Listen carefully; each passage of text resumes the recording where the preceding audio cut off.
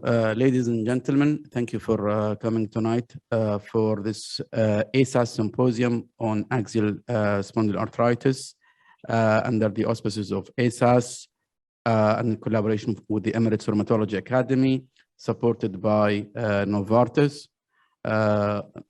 Thanks, Novartis, for the efforts. Thanks for everybody who worked on this, and special thanks to Riham for your work. So I'd like to present the first speaker for tonight. He is one of the godfathers in ankylosing spondylitis, Professor Joachim Sieper. He has been the head of rheumatology at the campus Benjamin Franklin at the Charité University Hospital in Berlin in Germany until March 31st, 2016. He has a long-standing interest in the pathogenesis, epidemiology, diagnosis, and treatment of spondyloarthritis, with a special focus on axial spondyloarthritis over the recent years. He was involved in several of the pivotal clinical studies showing the good efficacy of biologics in the treatment of AXPA. He is the recipient of the Carlo Nachman Award of Dermatology at the year 2000 and of the Euler Award 2003. He was ASAS president from January 2018 until Jan 2020. So without further ado, the floor is yours, Professor Sieper. Thank you. Thank you very much, Dr. Vale. So I'm not the next speaker, but I'm sharing with you this today. And also on behalf of ASAS, I would like to welcome you. We have two interesting days. We focus on practical aspects, so we don't cover everything. So for example, there will be no talk on pathogenesis, but today we'll focus on diagnosis. Diagnosis is very important anywhere in medicine, but especially in axial spondyloarthritis. The first speaker will be Professor Landewee. He is professor of rheumatology at the Academic Medical Center in Amsterdam. He has extensive experience in design and analysis of clinical trials, both in rheumatoid arthritis and in spondyloarthritis. And he has authored many articles, more than 600 in PubMed. Professor Landewee is also a previous executive committee member of OMARAC, a very important organization in rheumatology to measure outcome. Is board member of ASAS and past president of ASAS. So we start now with the clinical aspect of diagnosis, which is the most important one, and imaging is only part of the whole approach, the talk will be followed by a talk on imaging, and we'll take questions after the two talks. Robert Landewee, Dr. Landewee, the floor is yours. Thank you, Jochen. It's a great honor to speak to you, to all the people in Dubai and around. I will now try to share my screen so that you can follow my presentation. Let's see whether that works. I think it will. I now put it in presentation mode. And unless I hear from other people that it doesn't work, I think now you are looking to my title slide, which is called How to Diagnose Axial SPA. And the subtitle is Pitfalls and Limitations of Classification Criteria, because that will be a red thread throughout my presentation. The classification criteria that cannot be used for diagnostic purposes. I have a few disclosures to make. I work with a lot of companies in the field of axial spondyloarthritis, and apart from that, as Jochen said, I am an EC member as well as the past president of the ASAS organization that is in charge of this meeting today. And then I have my own business. Ladies and gentlemen, when you look at the man in the right side of the spectrum, in the right side of the slide, it'll not be difficult to recognize this patient as a patient with classic ankylosing spondylitis. Unfortunately for you, if you make a diagnosis at this point in time, you will be 20 to 30 years too late, because actually this takes more than 2 or 3 decades to achieve in a sort of final stage. And obviously it's very obvious that you should try to make a diagnosis far earlier so that you can try and modify this particular outcome. That unfortunately also means that while the prevalence of classical ankylosing spondylitis with huge deformities is rather low, the amount, the number of people that you have to see and decide upon with regard to whether or not this patient would have early ankylosing spondylitis is far higher.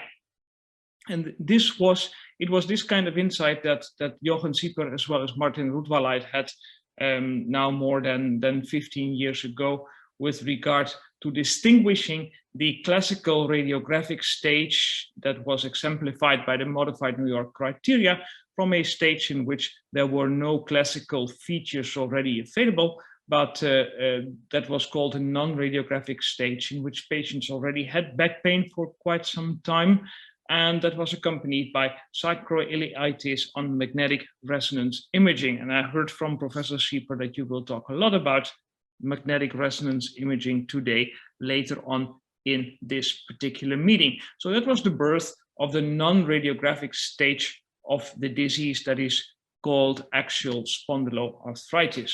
Why is it important to mention this? Well, because we can see the early stages of axial spondyloarthritis sometimes when using magnetic resonance imaging, far before we can recognize these features of the disease on conventional radiographs of the sacroiliac joints or the spine. And it went even further. We said, well, it is not only MRI in which you can see it, but even patients without a positive MRI that have risk factors to develop axial spondyloarthritis should be taken into consideration. Those that are MRI negative, but HLA-B27 positive, as you know, still the only gene that is a very important predictor of consequencing disease, rheumatic disease, which is called axial spondyloarthritis.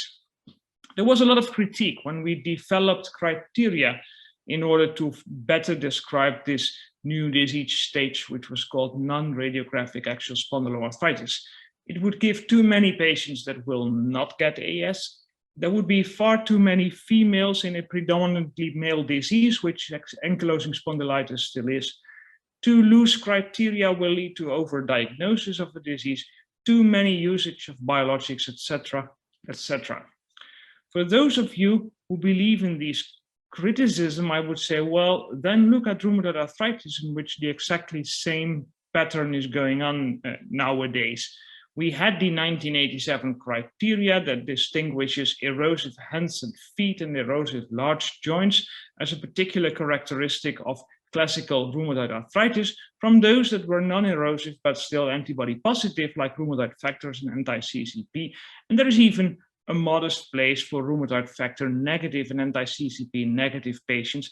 As you as clinicians all know, rheumatoid arthritis is a disease that goes beyond erosiveness and it goes beyond positive antibodies. I haven't heard anybody complaining about the RA criteria from 2010 that sort of encompass this complete picture of rheumatoid arthritis, unlike the situation in axial spondyloarthritis where people complain a lot. One of the comments was, well, patients will go too easily towards biological DMARDs and that this will lead to extreme overuse. Well, for those of you who think that is the case, the journey of an axial SPA patient is not an easy journey. First of all, they should be referred by some general practitioner or orthopedic surgeon who sort of recognizes the picture, and then a diagnosis should be made. A treatment with non-pharmacological treatment and or NSAIDs should be installed, and then there is regulatory evidence, regulatory regulations that point towards an elevated CRP or a positive MRI, in addition to a clinical score of BASDAI over 4 that point or that go towards the start of a TNF inhibitor or an IL-17 inhibitor nowadays. I would say not an easy journey, and you have to pass numerous hurdles before you are there. What I truly think nowadays is that some axial spondyloarthritis in the society is still underdiagnosed. And if it is underdiagnosed, you cannot start a treatment, so it is undertreated by definition. And these patients still form a source of unacceptable burden of disease, not only for these individuals, but also for the societies, because patients will stop working, will stop doing paid jobs, etc. So there is a lot of burden of disease for societies. However, having said that, there is underdiagnosis and undertreatment. The criteria also pose a serious danger of overdiagnosis and overtreatment. And I will go into detail a little bit more during this 20-25 minutes lectures. In order to summarize what I have said on this particular slide, it happens as if, it seems as if there is some sort of mismatch about underdiagnosis and overdiagnosis. What could be reasons for underdiagnosis? Well, many. Patients simply could not be referred because the physician doesn't recognize that this is a patient that may have an inflammatory disease. And when he has done that, the rheumatologist may simply not be able to recognize it as axial spondyloarthritis because he is afraid for misdiagnosis, he's afraid for overtreatment, etc., etc. What I want to say with this particular slide is that there is a lot of beliefs and fears and misconceptions in the societies around axial spondyloarthritis, the societies of rheumatologists around spondyloarthritis that sort of influence the policy of diagnosing patients with axial SPA. Let's have a look at no referral as a reason for not being recognized as having axial spondyloarthritis. It's important to realize that the reported prevalence figures for RA vis-a-vis spondyloarthritis are more or less similar. RA isn't far more prevalent than spondyloarthritis if you look at the epidemiological data. But if you ask individual rheumatologists, they will almost always say that they see far more RA patients than spondyloarthritis. So it is a matter of framing, a matter of what you think you see. So when I have to tell you about how to recognize potential patients, I would say there is a few easy rules.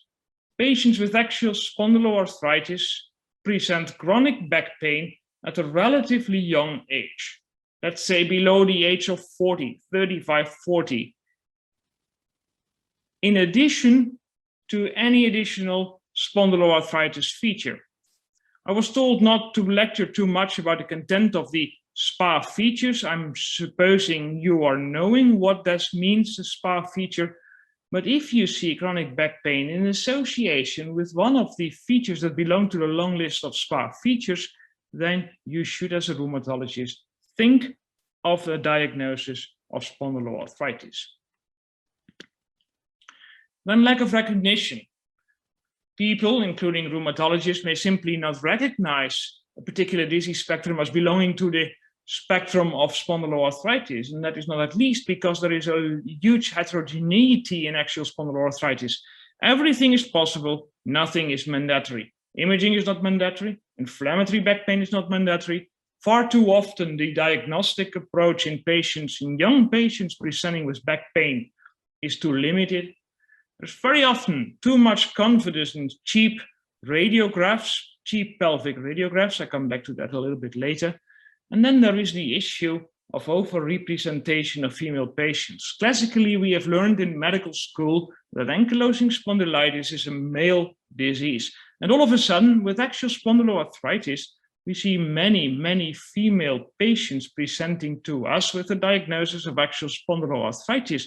And that confuses because there's also a lot of representation of widespread pain, or call it fibromyalgia, in the context of patients of female sex that present to us with complaints of back pain. So confusion and overrepresentation.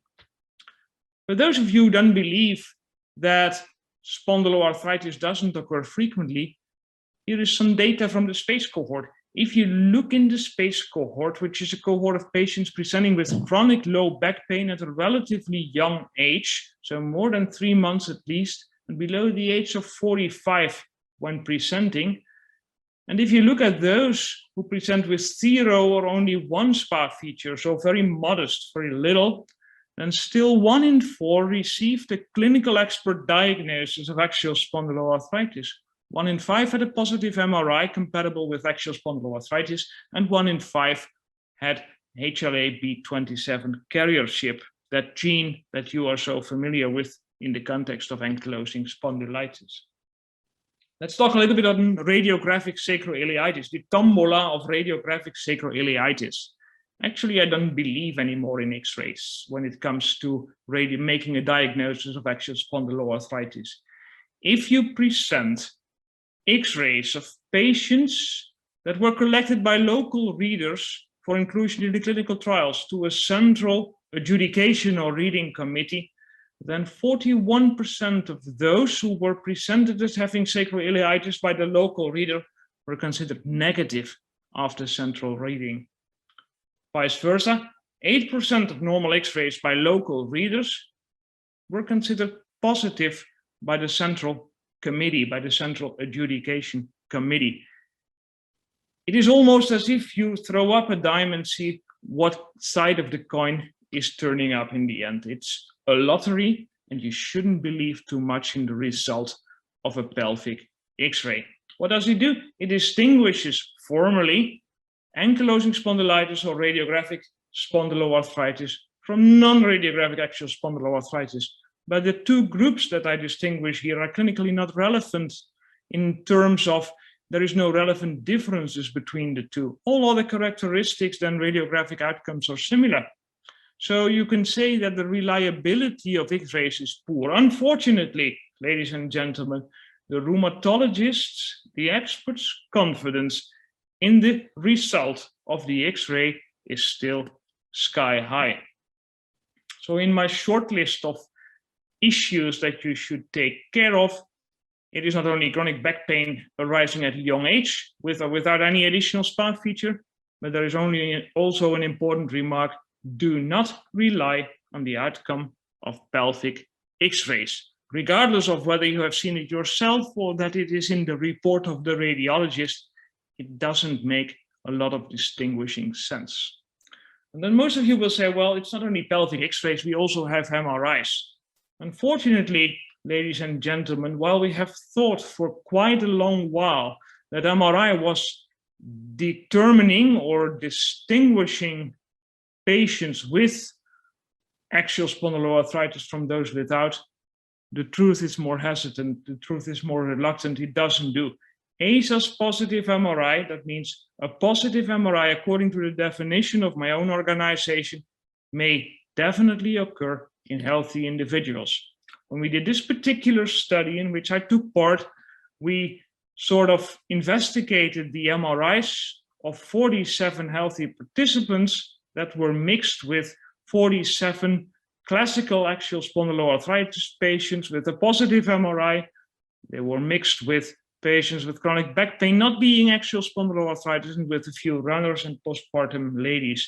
And what the main outcome of this study was, totally in contrast of my own expectation, was that we found a positive MRI according to definitions in 20 to 25% of healthy participants. That means if you totally rely on the MRI in making a diagnosis of axial spondyloarthritis, you will be wrong in 1 out of 4 situations, simply because the MRI can be positive due to mechanical stress, due to mechanical influences, whatever those influences may be. It could be intensive sporting like the runners, it could be being postpartum for ladies, it could be everything. We could find positive MRIs without meaning that we are talking about axial spondyloarthritis. So it means do not only rely not on pelvic X-rays, but also not totally on MRIs. This is an important realization that you should keep in mind when looking at MRIs. MRI may say a lot, it definitely doesn't say anything, and it is the clinical picture that dominates the diagnostic process rather than the MRI. And then the fear for misdiagnosis, all those females. When you look at the axial spondyloarthritis cohorts like GASPIC and the ABILITY-1, which was a trial, and the ASAS validation cohort, which was an observational study, or cross-sectional study actually, you see female representation in 50 to 60% of all the patients.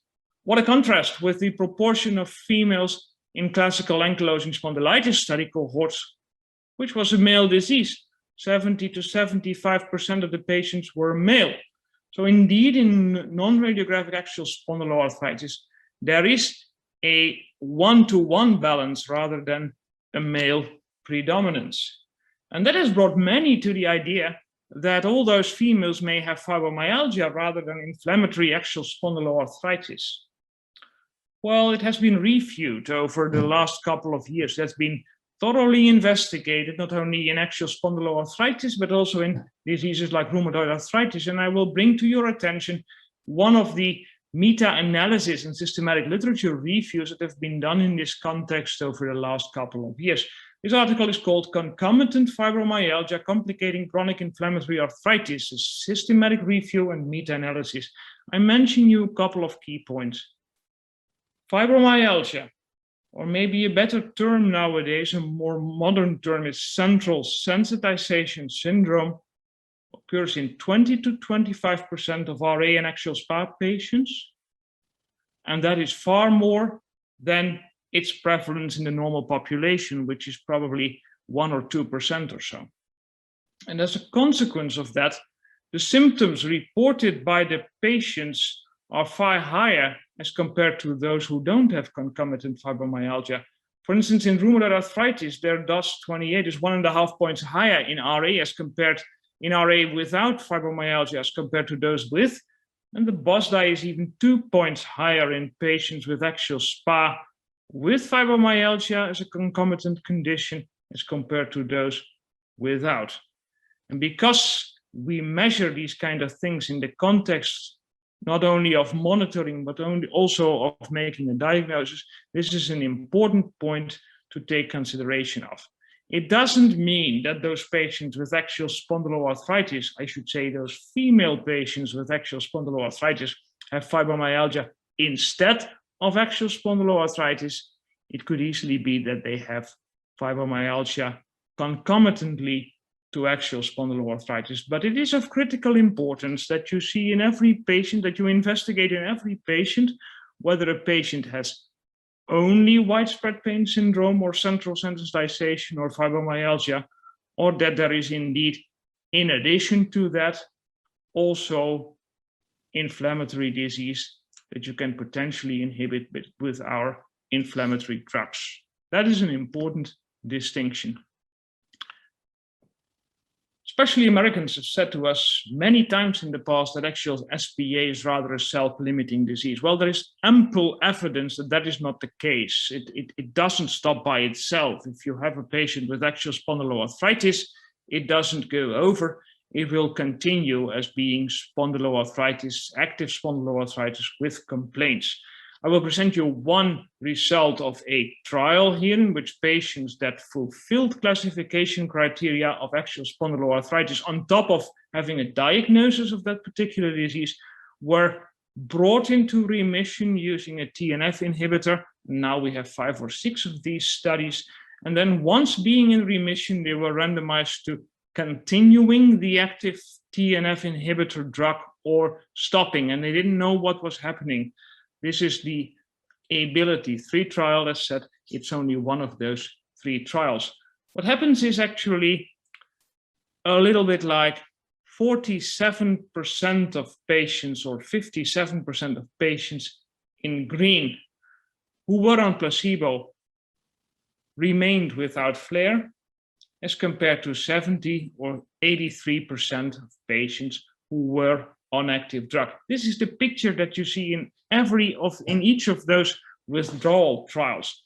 On average, more patients stay in remission than who stop, but still there is quite a proportion of patients in whom you can safely discontinue the drug and see that the patient is doing very well.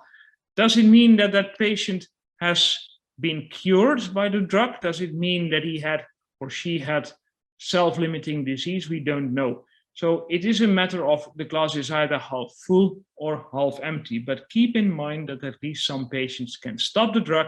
Keep also in mind that this doesn't say anything as to whether the disease is self-limiting or not. I personally don't believe that the disease, when the diagnosis has been properly made, will be self-limiting, but sometimes you may be able to cure a patient by giving him a short course of TNF inhibiting drugs.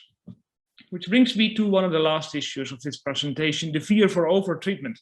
And overtreatment pertains to biological drugs.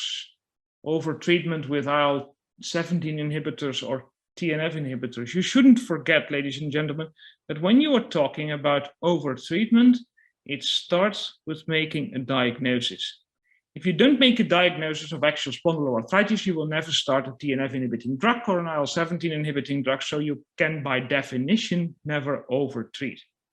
But you should also keep in mind that when you have made an appropriate diagnosis of axial spondyloarthritis, that treatment is more than prescribing biologicals alone.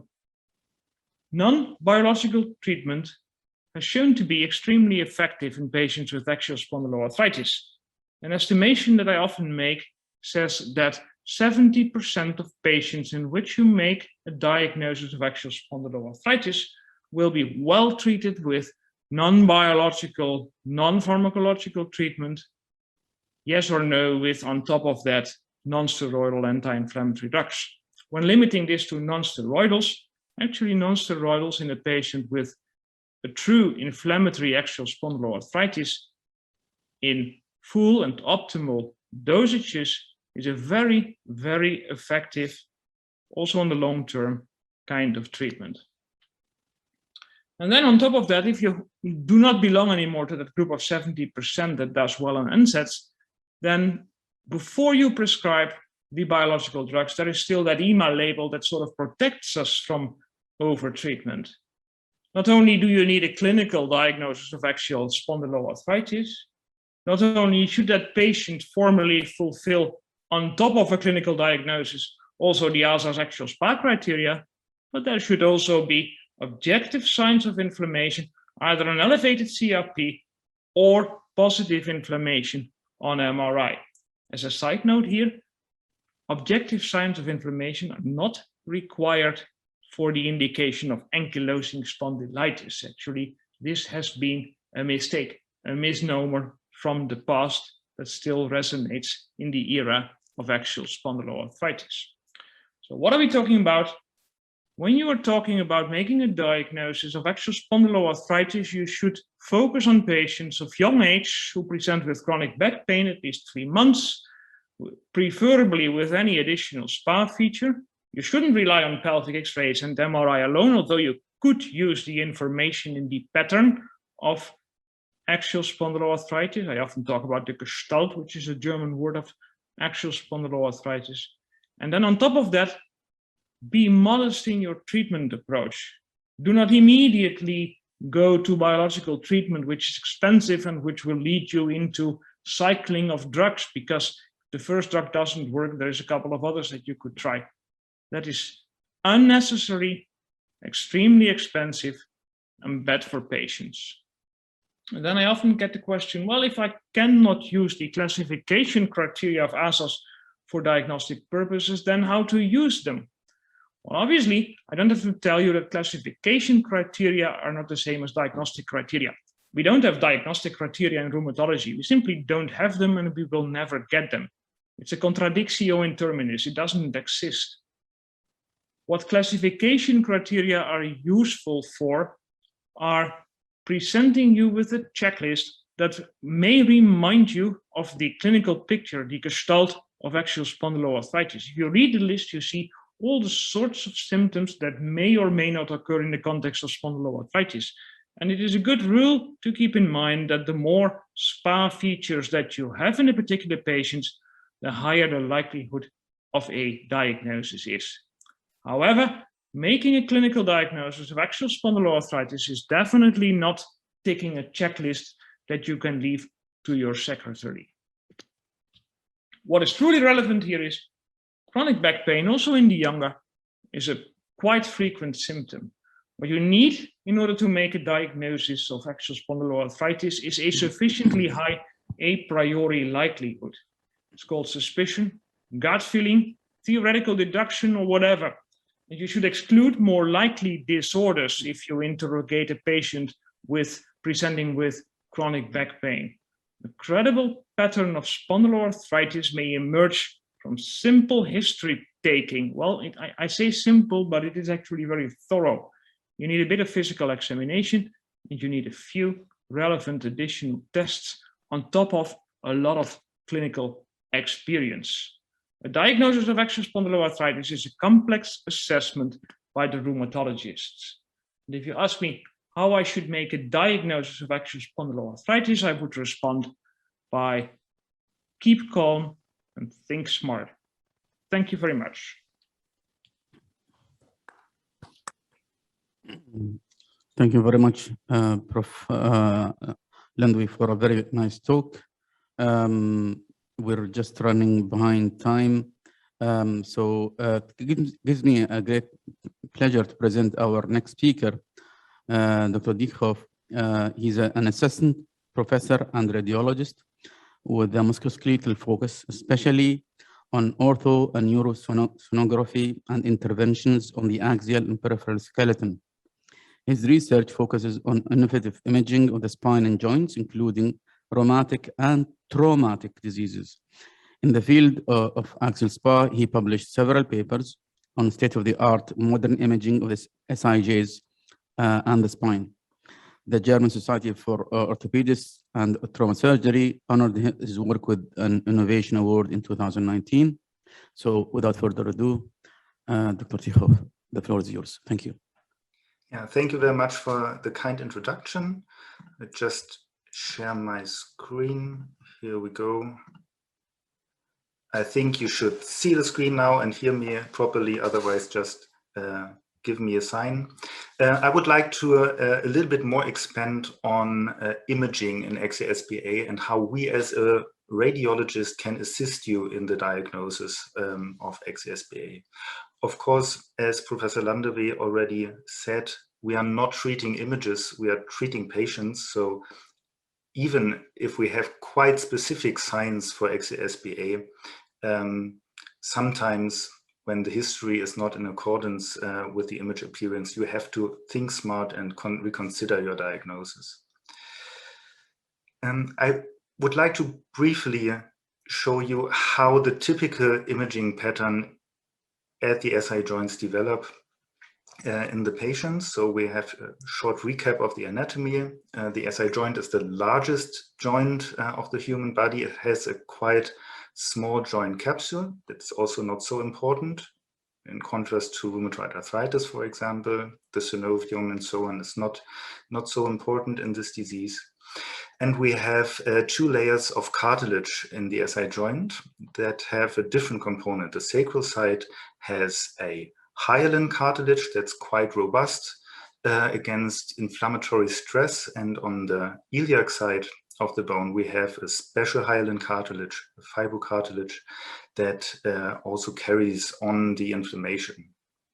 So first, we think that it starts with an inflammation of this cartilage, and this is really hard to see in any imaging. So sometimes you can see some cartilage inflammation when applying contrast or as high signal in the stir sequence, but that's not a very specific sign for AXIA. So that's really early on.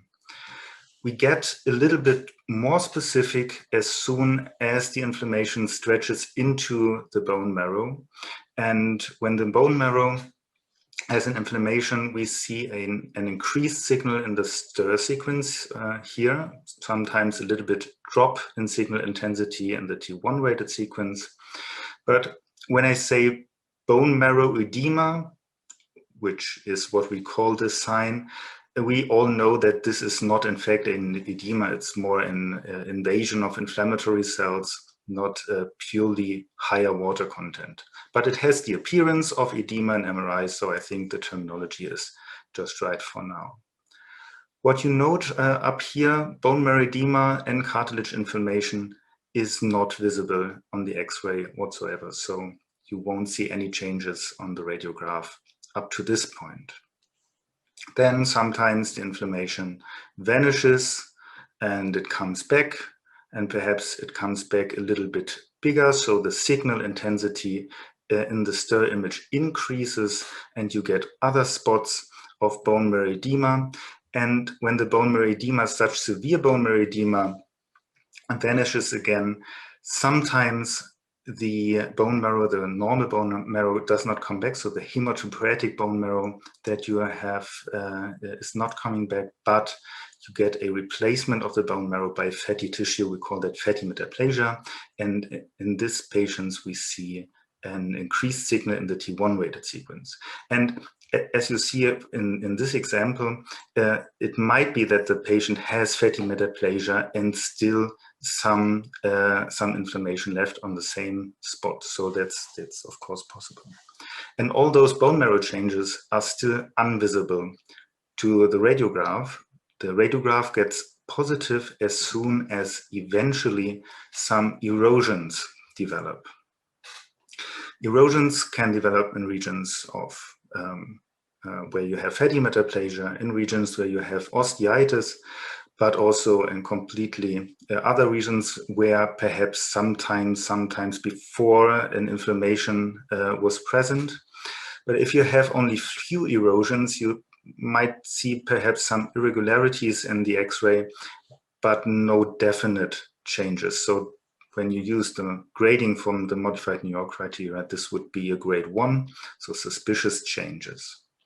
You can see those tiny erosions in the T1 weighted sequence, just like here, sometimes surrounded by fatty signal or by sclerosis. And you can see them even better when you use more sophisticated MRI sequences that I will show you a little bit later on also. The radiograph gets positive when you have more severe changes, when you have lots of erosions, probably surrounded by sclerosis.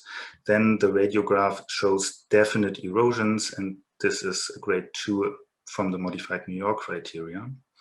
And here the MRI has quite a characteristic image, so where you can be relatively sure that you have a patient with axial spondyloarthritis. You see some bone marrow edema on multiple locations, you see erosions, you see some sclerosis over here, you see also some fatty metaplasia. And if you have all those components, you can be quite sure that the patient suffers from axial spondyloarthritis. When the inflammation goes on, you get more erosions, you have confluent erosions then when you have enough erosions, especially on the iliac part of the joint space appears widened. You can see that nicely on the X-ray here. This would be a grade 3. You can also see this on the MRI, whereas there's no definition of a pseudo-widening in MRI, but of course you can see also the widened joint space. And often this widened joint space is accompanied by a band-like erosion, which is black in both sequences, sometimes also surrounded by a layer of fatty metaplasia and then by osteitis also. And finally, when the inflammation gets less, we see some repairing tissue and repairing processes. And this is also a quite specific sign in MRI for axial spondyloarthritis, that you see active inflammation and repairing processes. And this is a filling of the erosions by a new tissue. We call that backfill or fatty metaplasia inside an erosion cavity. And this is a bright signal in the T1 weighted sequence inside the joint space, which you can see here. And the signal can, or this tissue can be either stir hyperintense or hyperintense, does not matter. But this is our bridging link towards the final ankylosis and the modified New York criteria grade 4 when there is little or no joint space left. So knowing that, we have two imaging modalities that can help us in making the diagnosis. This is the radiograph and the MRI. We have two classification criteria sets, the modified New York criteria and the ASAS criteria. The modified New York criteria only include structural lesions in the radiograph. The radiograph is positive when a grade 2 bilaterally or a grade 3 or 4 unilaterally is present.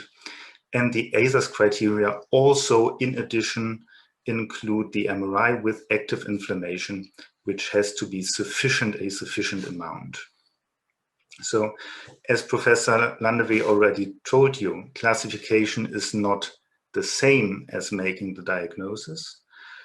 However, we can see this imaging criteria from the classification criteria as some sort of expert consensus on what constitutes a typical image in axial SPA. That means that we have to put a little bit effort in performing our imaging.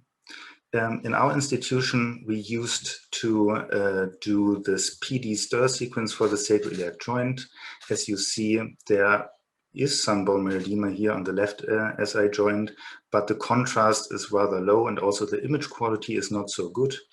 But when we invest a little bit more time, so this is a 2-minute sequence, this is a 4-minute sequence, we can even get more image quality, more signal out of the bone marrow edema, and we can also see some lesions that were not visible in the original sequence.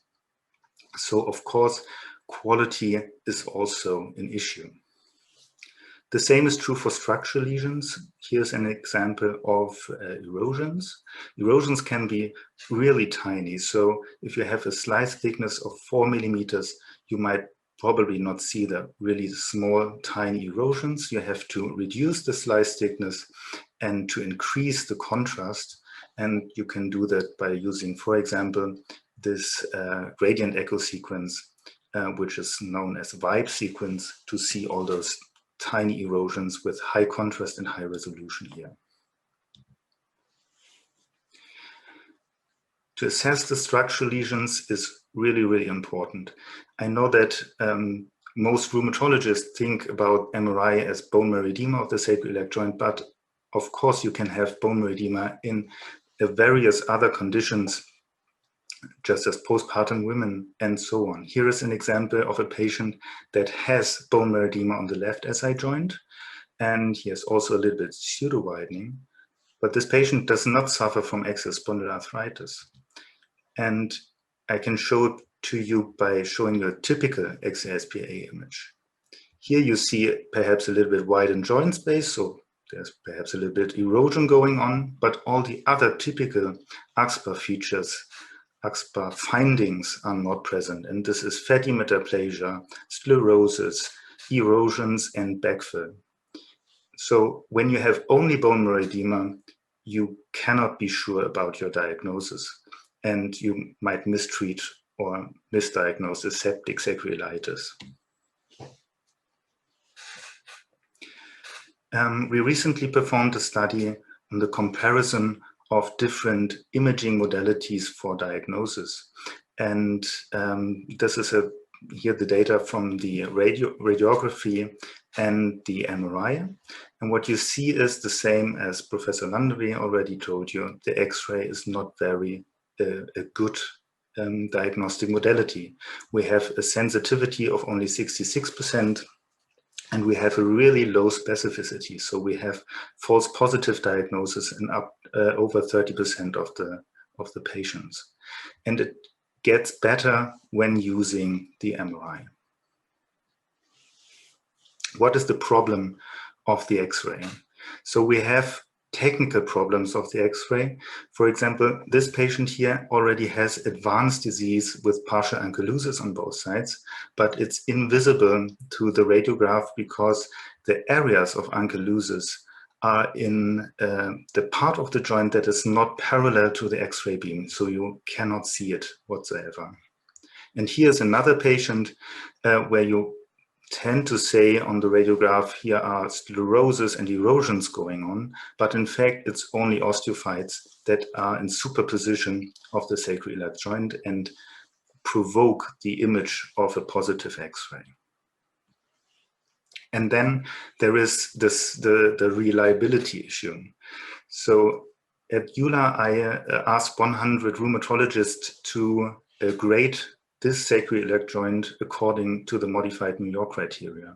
And there are two things in the answers to see. First, you have quite a distribution on the answers. So not even half of the rheumatologists that were interested in imaging said the same answer, but also most of them missed the diagnosis, so the correct answer, which is you have pseudo-widening, you have also the sclerosis here, so that would be a grade 3, of course.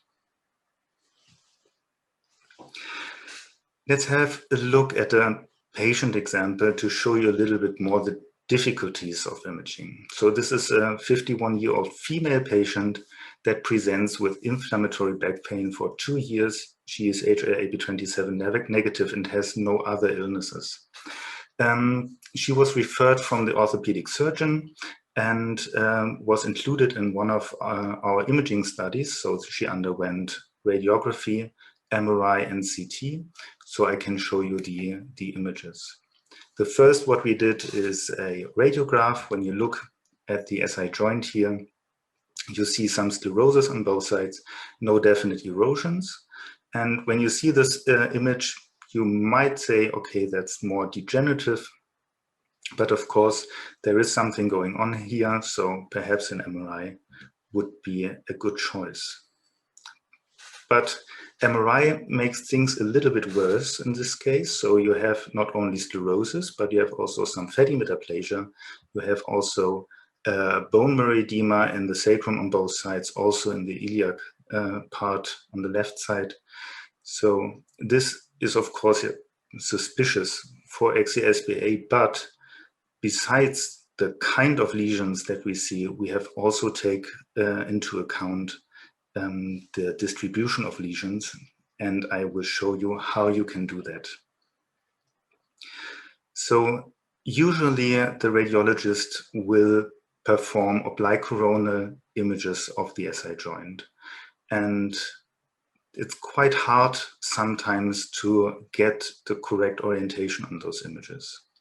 So if you have those images before you go just to one end of the image stack where you see fat and bowel in the mid part of the image and the iliac bone on both sides, you see no sacroiliac joint here. So this is a slice position in front of the sacroiliac joint. When you go a little bit further back, you start to see the sacroiliac joint, and this is the most upfront part of the cartilaginous part of the joint. So you have here cartilage. When you go further back, the cartilage area here increases in size in the image, and finally you will start to see the neuroforamina of the sacrum, and this is now the mid part of the joint. When you have the whole neuroforamina, you see the bone in the middle of the image. So this is the middle slice of the image stack. And one image further back, you have an important phenomenon, because now you have here in one part of the image cartilage. Then you see that there is a position where there's no cartilage, and then you see cartilage again.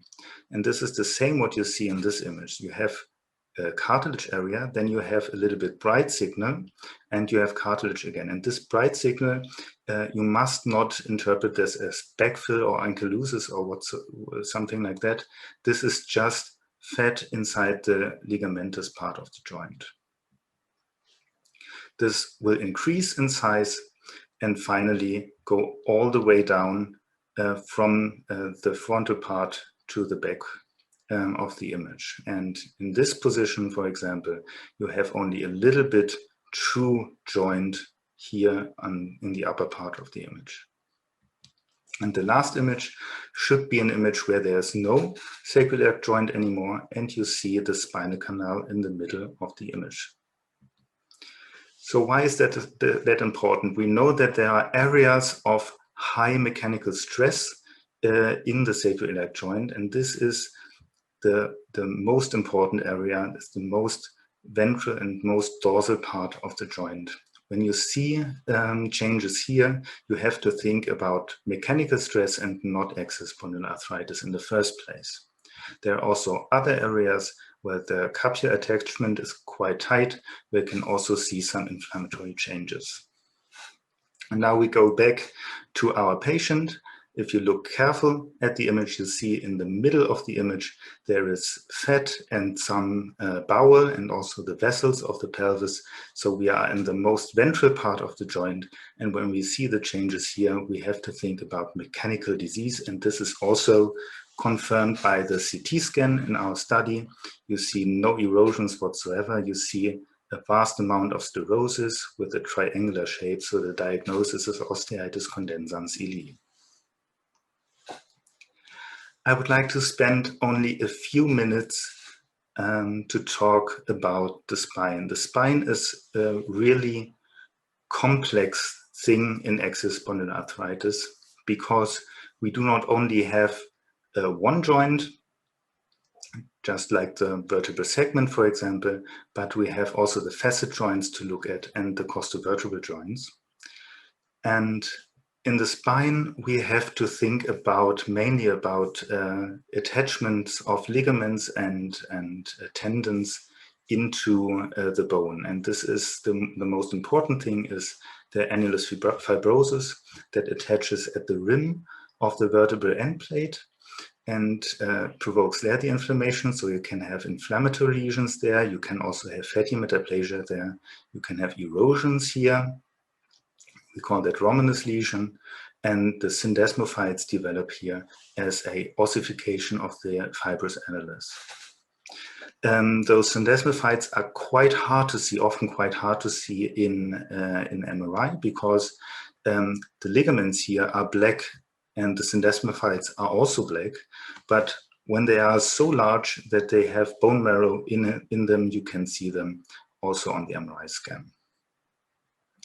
There are two things that you also have to know. So ankylosis, in case of bridging syndesmophytes, is probably most best seen by a high T1 signal inside the disc. This is the same as backfill. This is bone marrow inside the disc, so it indicates ankylosis.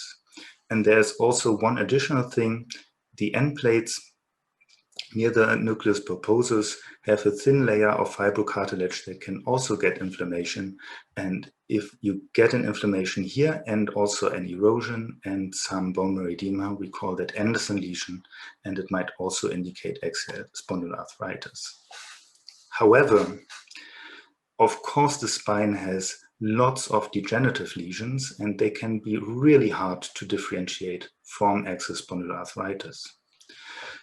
Classic degenerative lesions are dark in T1, bright in T2, and bright in the stir sequence.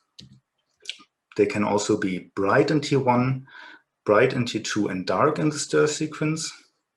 And they can also be dark in all sequences. So that directly translates to bone marrow edema, fatty metaplasia, and sclerosis, just the same way that we have them in the sacroiliac joint.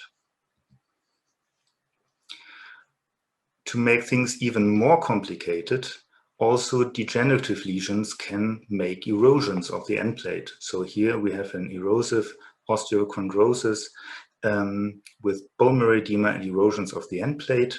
That's a degenerative lesions. We can also have corner-associated lesions.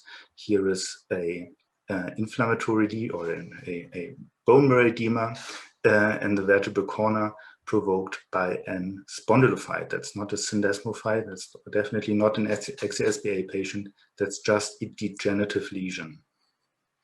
And sometimes we also have developmental anomalies that can make problems.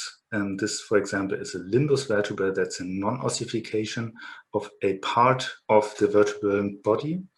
And when you look at the T1 weighted image, you might tend to say that there is an erosion and perhaps also a bit inflammation there, but that's just a developmental anomaly and not a AXIAL lesion. So what can we do when we look at the spine and have all sorts of lesions going on there? So we have to consider what kind of lesions are present. So do we have a variety, or do we also only have a little bit bone marrow edema? how many lesions are present. The more lesions you have, the more you might tend to say that this is an inflammatory disease. What is the distribution of the lesions? Are they only in the lumbar spine, where you know that we have lots of degeneration going on, or is also the thoracic spine involved? How is the vertebral disc? When you have a normal T2 signal of the vertebral disc, usually degeneration is not so likely. And what joints are affected?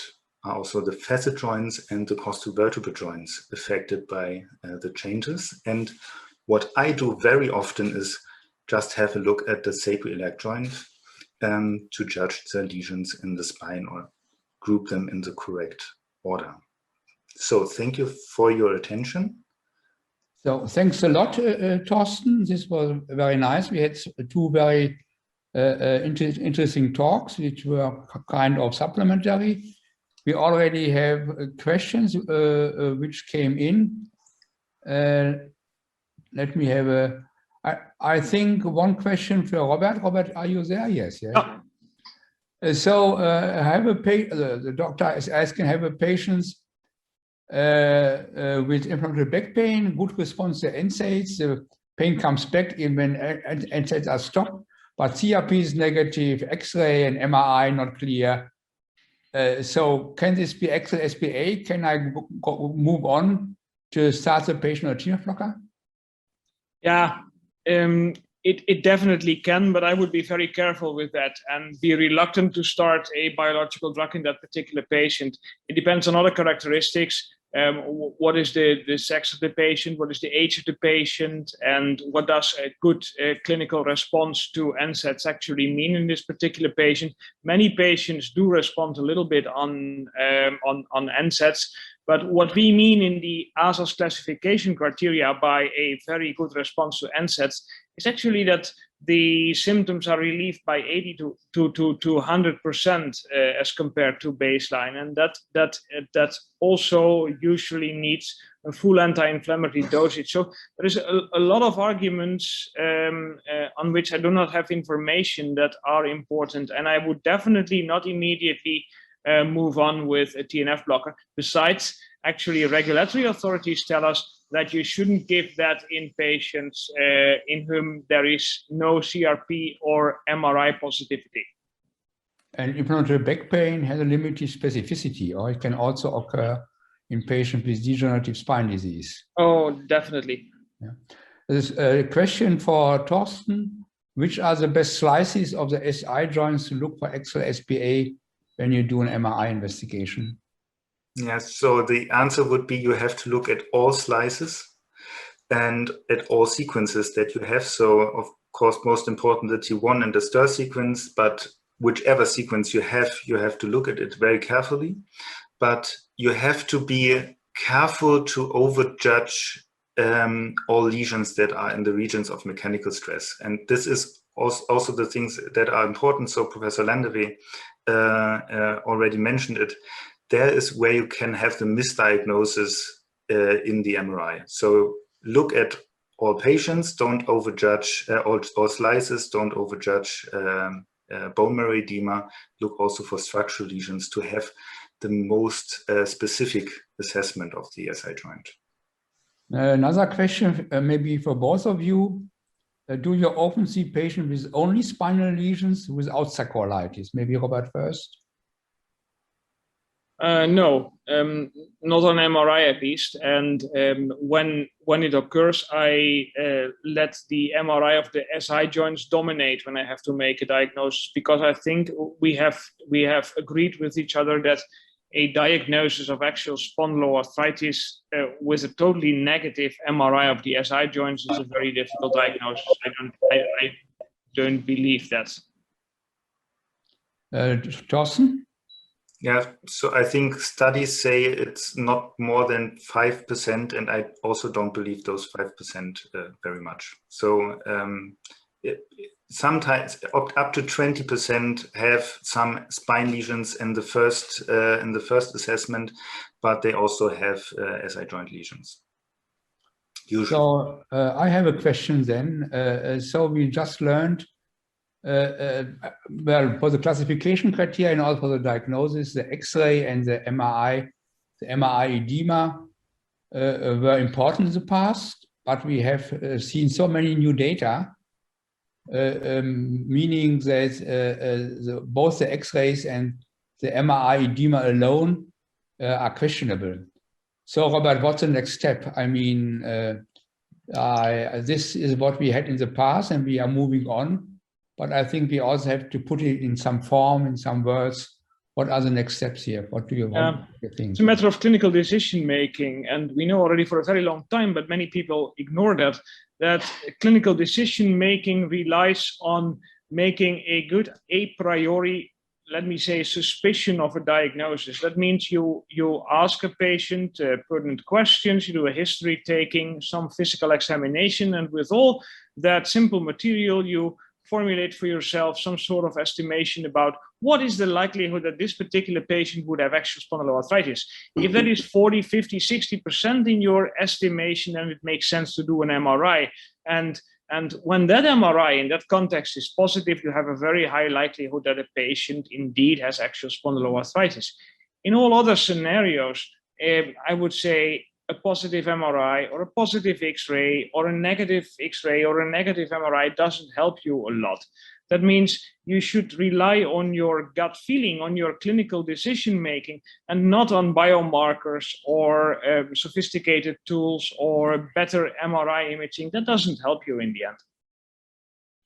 Can I ask a question? What we have learned recently is that erosions, structural lesions, are important initial information, but we know that this is often missed by X-rays or overinterpreted by X-ray, and can be difficult to detect by MRI. What's the role of CT here? Trying to add something in addition to what we see on MRI, Thorsten. So I would say the CT is the best imaging modality to assess erosions because it has the highest resolution and also sees the bone directly, which is not the case in MRI. So MRI has signal from the bone marrow, but not from the cortical bone. So that's an issue from the MRI scan. But I think the CT should probably be restricted to patients that have an unclear MRI. So usually you will can assess the images correctly in an MRI scan, I think. But is it correct that we think that if we look at the MRI, that if we have edema in combination with erosion, we are more confident than only if we see a MRI edema alone? Sure. All that? Yeah. It wasn't first, sorry. No, that you are correct. So bone marrow edema only is not very specific, or probably not very specific.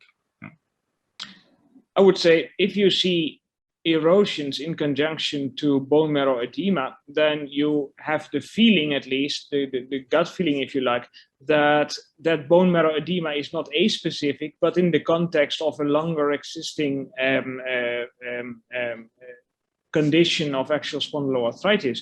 So also with clinical criteria, and that pertains to MRI criteria too, the more features you have that fit the diagnosis of axial spondyloarthritis, the higher is the likelihood that you indeed make a correct diagnosis of axial spondyloarthritis. It's not so different in axial SPA as compared to many other diseases or conditions in clinical medicine. I think mechanical stress can easily induce bone marrow edema. So many sportsmen, we discussed this. How likely is it that in such cases the patient also develop erosions, or is it highly unlikely and erosions is important hint that it might be axial SPA? Well, I would say formally we don't know. It has not been tested, I think. 10 years ago, we thought that bone marrow edema on MRIs was highly specific for the condition axial spondyloarthritis. Now we know better. And now we may think that erosions never occur in sporting people or in pregnant ladies or women who have just delivered a child. In all fairness, I don't know. I still think that erosion and bone formation are conditions that are more or less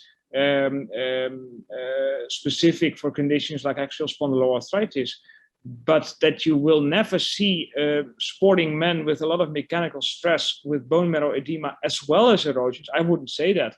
It could occur, but I would never rely on only an imaging result in order to make a diagnosis of spondyloarthritis. I would always take the clinical condition into consideration. So we have a few more questions. Let's try to answer them quickly because we have them. Professor, yes. We have a question from the audience here. Yeah, please. We can. So Dr. Bhavna Khan, go ahead. Yeah, thank you. So while we are discussing about bone marrow edema versus erosions, should we not be comparing this with rheumatoid arthritis where we don't want to see erosions? So in other words, we don't want to wait until we see erosions, so which is a sign of damage. And the whole idea of getting an early diagnosis is getting or preventing erosions and preventing damage. So how are we comparing that with rheumatoid imaging data? Robert, you are an expert also in RA.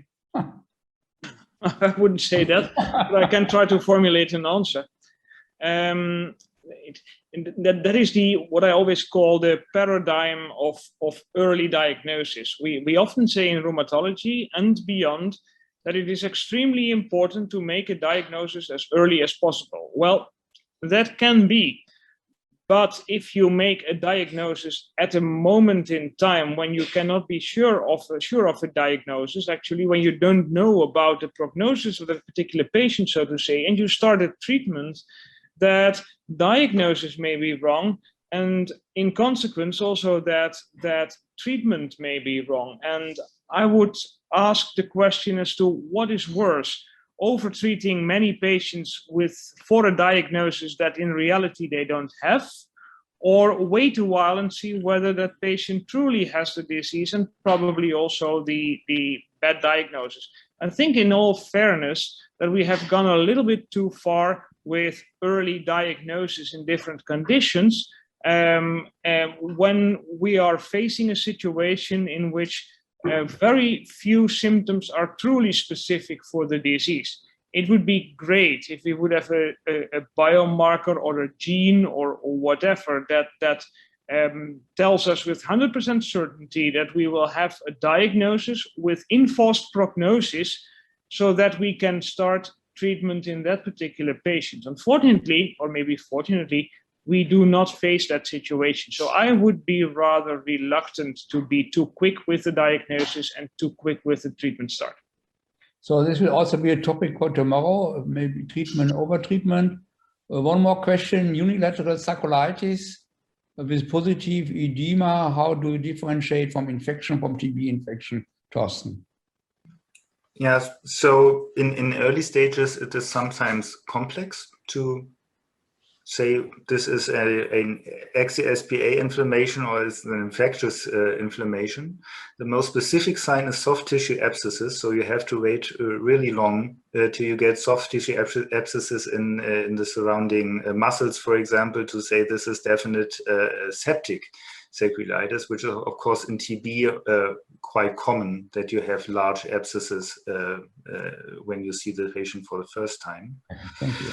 And yeah, otherwise we have some signs in the MRI when the bone marrow edema is so dark in the T1 weighted sequence that you have not fat anymore. We say this is bone marrow replacement, not bone marrow edema, and therefore sign of an infection. One last question, Dr. Landeby, before we move on to the workshop. If you have axial psoriatic arthritis, what is more important, to look for the spine or for the SI joint regarding imaging? I don't know.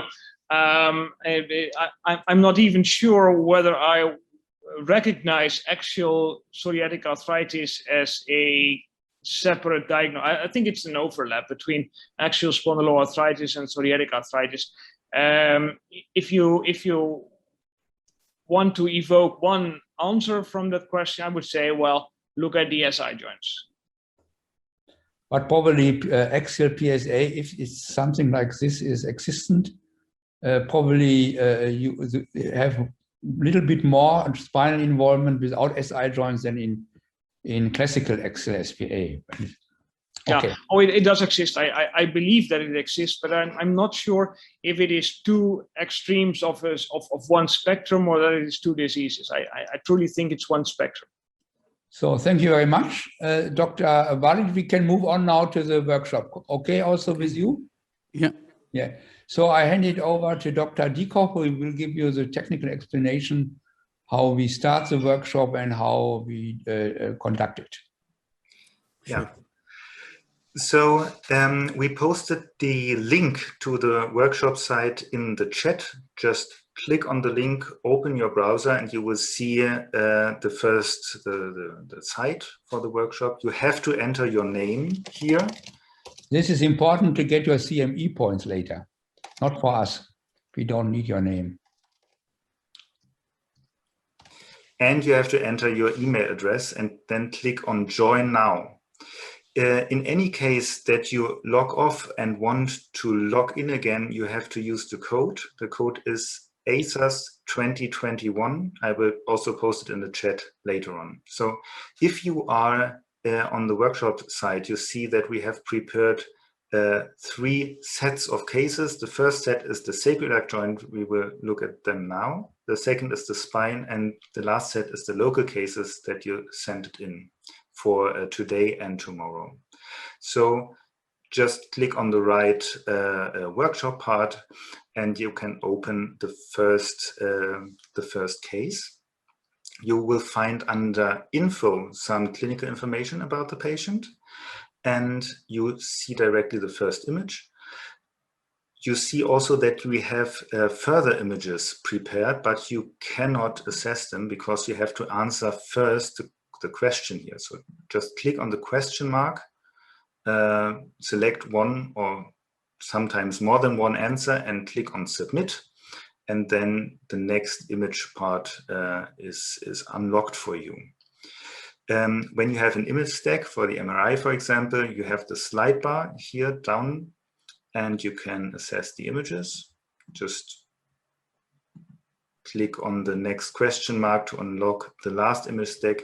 You can also compare 2 images, for example, side by side. When you click on the split button, when you click again on the split button, you have 1 image left. So please answer all questions, also the last question for each case, because we see when you answer the question that you are ready, that we can discuss the case. And yeah, I think you should start with the first case, look at the images, and then we will talk in about 5 minutes. About and then for our presentation, we have to go back to Zoom then, because it will. Sure. As soon as we start to share our screens, you will see that Zoom opens in full view, and we are going to start to talk about the cases. So we are back in 5 minutes, yes, to discuss the case with you. And if you have problems, put it in the chat box, and we try to solve the problems and answer them. I think we could start, or we had 42 participants. That's quite good. Sure. So then I will share the screen again. So I start with the clinical information of this patient. No, I lost it. Okay, it's a 28-year-old male patient. He complains about inflammatory back pain and peripheral oligoarthritis for about 2 years. There was a diagnosis of reactive arthritis 5 years ago. Otherwise, there was no clinical important findings. However, B27 was positive and CRP was clearly elevated with 22 milligram per liter. Normal would be less than 5 milligram per liter. And I would say the age, in this case, inflammatory back pain and CRP and B27 already have probability of about 60–70% that this patient have axial SPA. However, you would like to confirm it with a positive imaging. Okay, and this is the part of the radiologist. So we have for you first the radiograph. When you look at the radiograph here, you see perhaps a little bit of stenosis, but otherwise no definite findings. So if you want to say this is sufficient enough to make the diagnosis, I would probably say no. And I think that was the question: is this a positive X-ray when judged by the modified New York criteria? And most of you said no, and this is the correct answer. When you see green, it's the correct answer. The green one is the correct answer. True. And so the next rational step would be to go for an additional imaging method that is perhaps more sensitive, and this is the MRI scan. So the first question for this MRI is what kind of sequence are we looking at? And this was a little bit problematic for you because perhaps I have not explained that in my talk. So of course, if you want to know which information you can get from an MRI sequence, you have to know which kind of sequence is this and what am I looking at. So when you want to know what sequence this is, you have to find something that contains fluid. That could be the intervertebral disc that is quite fluid intense normally, or the spinal canal where there is fluid. In some sequences you will see the bladder that also has fluid in it. If the fluid is dark, it is a T1 weighted sequence. And now you have to judge, is this a T1 weighted sequence with or without fat suppression? So you have to look at the subcutaneous fat, for example, or the fat inside the abdomen. If the fat is bright, it is of course not a fat suppressed sequence. This is a normal conventional T1 weighted sequence, and this is usually what we do for assessment of structural lesions. Yeah, and the next sequence that we have is just the opposite. If you look at the disc, it is bright. And if you look at the spinal canal, the fluid is also bright. So this is a T2 weighted sequence, but the fat is dark. So we have a T2 weighted sequence with fat suppression. We call it stir sequence, depending on the kind of fat suppression that we are using. And the stir sequence is usually used for active inflammation of the bone marrow. So you see the bone marrow edema, for example, here. Good. We had the question if the MRI is compatible with the definition of an active sacroiliitis by the ASAS group. And now we have to consider two things. We have to consider the amount of inflammation that we see, so the amount of bone marrow edema. This is certainly a sufficient amount to constitute the definition, but we have also to look at the structural lesions and see if structural lesions support the overall image of active sacroiliitis. And therefore, you look at the T1 weighted sequence, you see some sclerosis on both sides. You also see some tiny erosions here. So in total, it's quite compatible with an active sacroiliitis.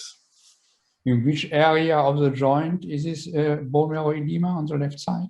Yeah, this is also an important question. So I told you that in the most ventral parts, it's hard to judge whether this is axial SPA or some mechanical stress. So the ventral part would be here, where you see the vessels and the bowel gas and so on. So here's little to no bone marrow edema, but when you go to the mid part of the joint, where you see the bone in the middle of the image and the sacral foramina, you have the bone marrow edema. So that's also location-wise characteristic for axial SPA. Last question? Or? That was the last question, yeah. So I think the participants, if they don't have any questions. I'm not sure what, hang on.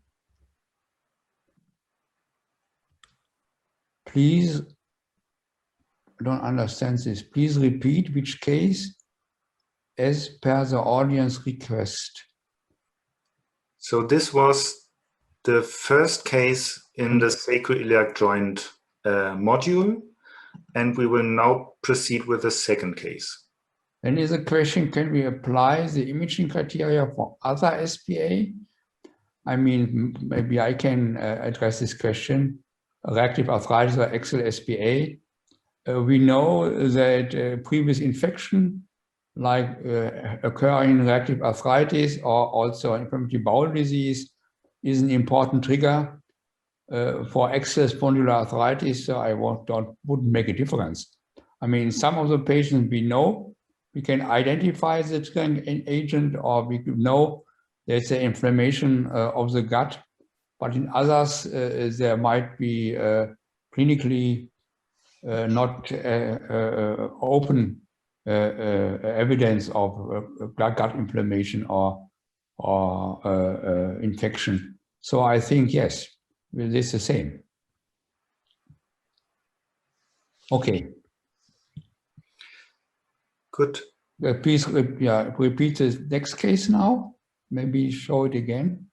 Yeah, I can show you the next case once again. So we are in the sacroiliac joints module, and please look at case number 2 now. Most of you answered already the questions. And we can proceed. Yes. Okay. So the case is not so different from the previous one. Now we have a female patient, again, rather young age, 32 years. I think the age is always important. If you have young patients, it's much more likely than compared to having a patient older than 40 or 45 years. Medical history, there was pain at both SI joints, no typical inflammatory back pain, but there was local pain, intermittent fatigue, a good response to an NSAID, and there was also a delivery of a child 3 years ago. The CRP was slightly increased and B27 positive. So the situation before we go for imaging was not so different compared to the male patient we just saw. Good. And imaging-wise, we have first again the X-ray of the SI joint. Here it's a difficult judgment. We see that also in the answers. So we have quite a distribution of findings.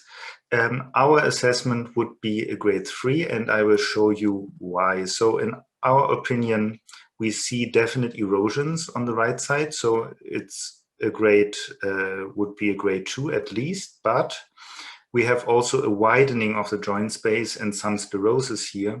This is the posterior joint space, this is the anterior joint space. So we would say this is probably a grade 3, but a grade 2 would also not be so wrong. We also have some MRI images here. I will just show them side by side for you. So we asked for this sequence.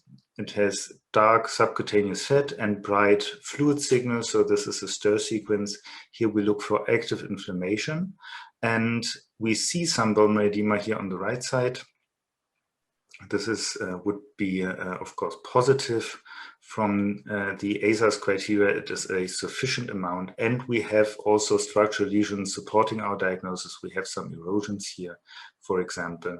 So ASAS classification criteria-wise, this would be a positive active inflammatory MRI. And also regarding diagnosis. Also regarding diagnosis, that's true. So the sequence question was easier now for you. And also the question for active MRI was easier. So now, after 1 year, it gets more interesting.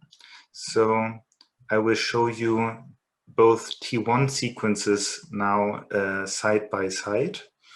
And what you can see here is a quite interesting phenomenon where you had those active inflammation in the stir sequence with a low signal in the T1, you now see some fatty metaplasia. and the erosions here are also gone and filled by this backfill phenomenon. So we have some repairing signs here. And also when we look at the stir sequence, we see that there is no active inflammation anymore. There is perhaps a little bit bone marrow edema. I'm not sure about that, but here, but that's certainly not sufficient to call that an active sacroiliitis. And that was the next question. Would you still say that this is an active sacroiliitis? And probably the correct answer would be no in this case. But the diagnosis would still be the same. The diagnosis is still the same. But less active. That was the question. Yeah. Is this an active sacroiliitis? Yeah. And after 2 other years, I will show you the T1 sequences again side by side. The left side is 1 year or 2 years before? This is the second T1 image. This is the last T1 image. The so two are now 1 year apart. 2 years apart. 2 years apart. Yeah, 2 years apart.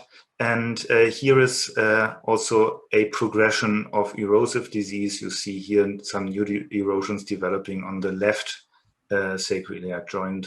So we have new structural lesions, and we have also, again, some active, some active inflammation here on the left SI joint, just where the erosions are.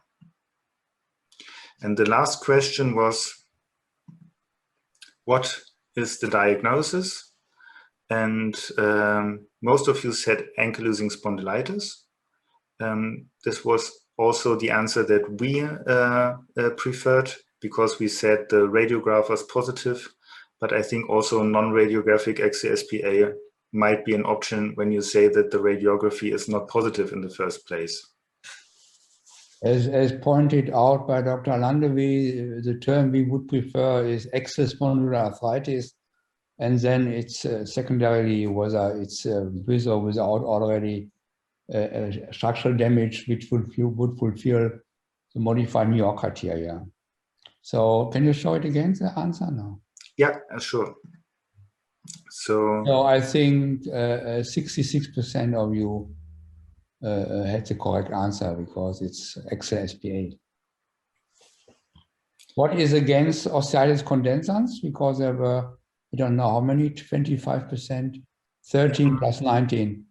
We're thinking it could also be in the context of the pregnancy. So osteitis condensans, perhaps if you see the X-ray and you see some sclerosis here downwards, might be an option. But as soon as you look at the MRI, you see that the ventral parts of the joints is not the focus of the findings. Most findings are present in the mid part of the joint, so that's not a typical osteitis condensans here. And usually osteitis condensans also does not show erosions, at least not this extent of erosions. So in this case, if you take together everything, the age, CRP, B27, clinical complaints, and the imaging, I think I would say we are 90% confident that this is axial SPA. Okay. Do you want to skip one case and continue with case 4, for example? Yeah, because we are short in time at the moment. Yeah, we switch, I don't know, but I think at 7 latest to the spine. Yeah. So then please 9 continue. 9 with, your local time, sorry. Yeah. Please continue with case number 4, and we will leave the workshop open for a few more days, so you can work on the skipped cases for yourself if you want. So in 5 minutes, we are back. Here we go. So now we have an older female patient, 45 years. Already, if you talk about axial SPA, a little bit suspicious whether it's really axial SPA. Back pain for about 20 years. If you have pain for such a long time, you should see something in imaging. Later, we are starting the thoracic spine, later lumbar spine. Little bit evidence of inflammatory back pain, 15 minutes. Could ask for 30 minutes, but also awakening the second part of the night. Good response to NSAIDs. No further typical manifestations, CRP and B27 negative. So I don't know. We're looking forward to see the imaging, but the suspicion is not very high. Yeah, so the imaging shows from the radiograph, we have some sclerosis, especially on the left side. We have no definite erosion, so we could not support the diagnosis of AXIAL from the radiography, but we also have directly the MRI, the T1 sequence and the STIR sequence here. And what we see here is some sclerosis here in the most ventral part of the joint. Again, we have here the bowel and the fat in the middle of the image. So we have some sclerosis here. And in the STIR image, we also have some bone marrow edema in the most ventral parts of the joint. In the T1 sequence, we have also some fatty metaplasia. But when we go to the mid part of the joint here, we have no changes preserved whatsoever. So the most findings are in the ventral parts. But in the ventral part, it's clearly positive. So you just have to, yeah, positive edema. We have here a sufficient amount of edema, but when we remember the revision of the ASAS classification criteria, we would not say that this is a positive MRI because we have not the typical location and only sclerosis and some fatty metaplasia, not enough to say that this is active sacroiliitis. I think the strongest argument is the location. Yeah. At the moment, we still ask for bone marrow edema, and I think in the future we might consider asking to combine it with structural lesions. We had the question what we can do to support our diagnosis further. So at the moment, we would say it's probably not AXIAL. We have some bone marrow edema, but not a typical location. And in those patients, we can use a computed tomography to search for structural lesions, especially in regions of sclerosis where MRI is not so useful. And when you look at the CT scan here, you see a large amount of sclerosis, but no erosions here. So this is characteristic for osteitis condensans, and this would be the correct diagnosis. So can you show the T1 again?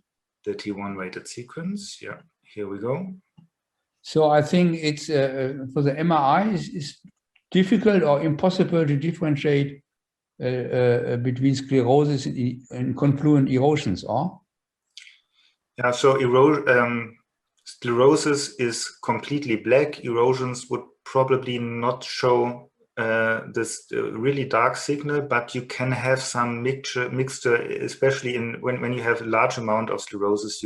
It's hard to differentiate if there are perhaps some erosions inside the sclerosis. When you remember my talk, I showed you this one patient with a vast amount of sclerosis, and in the VIBE sequence we had clear evidence of erosions, and it's hard to see sometimes on the T1 weighted sequence. Thorsten, there is a question from the participants. What is the difference between osteitis condensans ilii and degenerative osteoarthritis?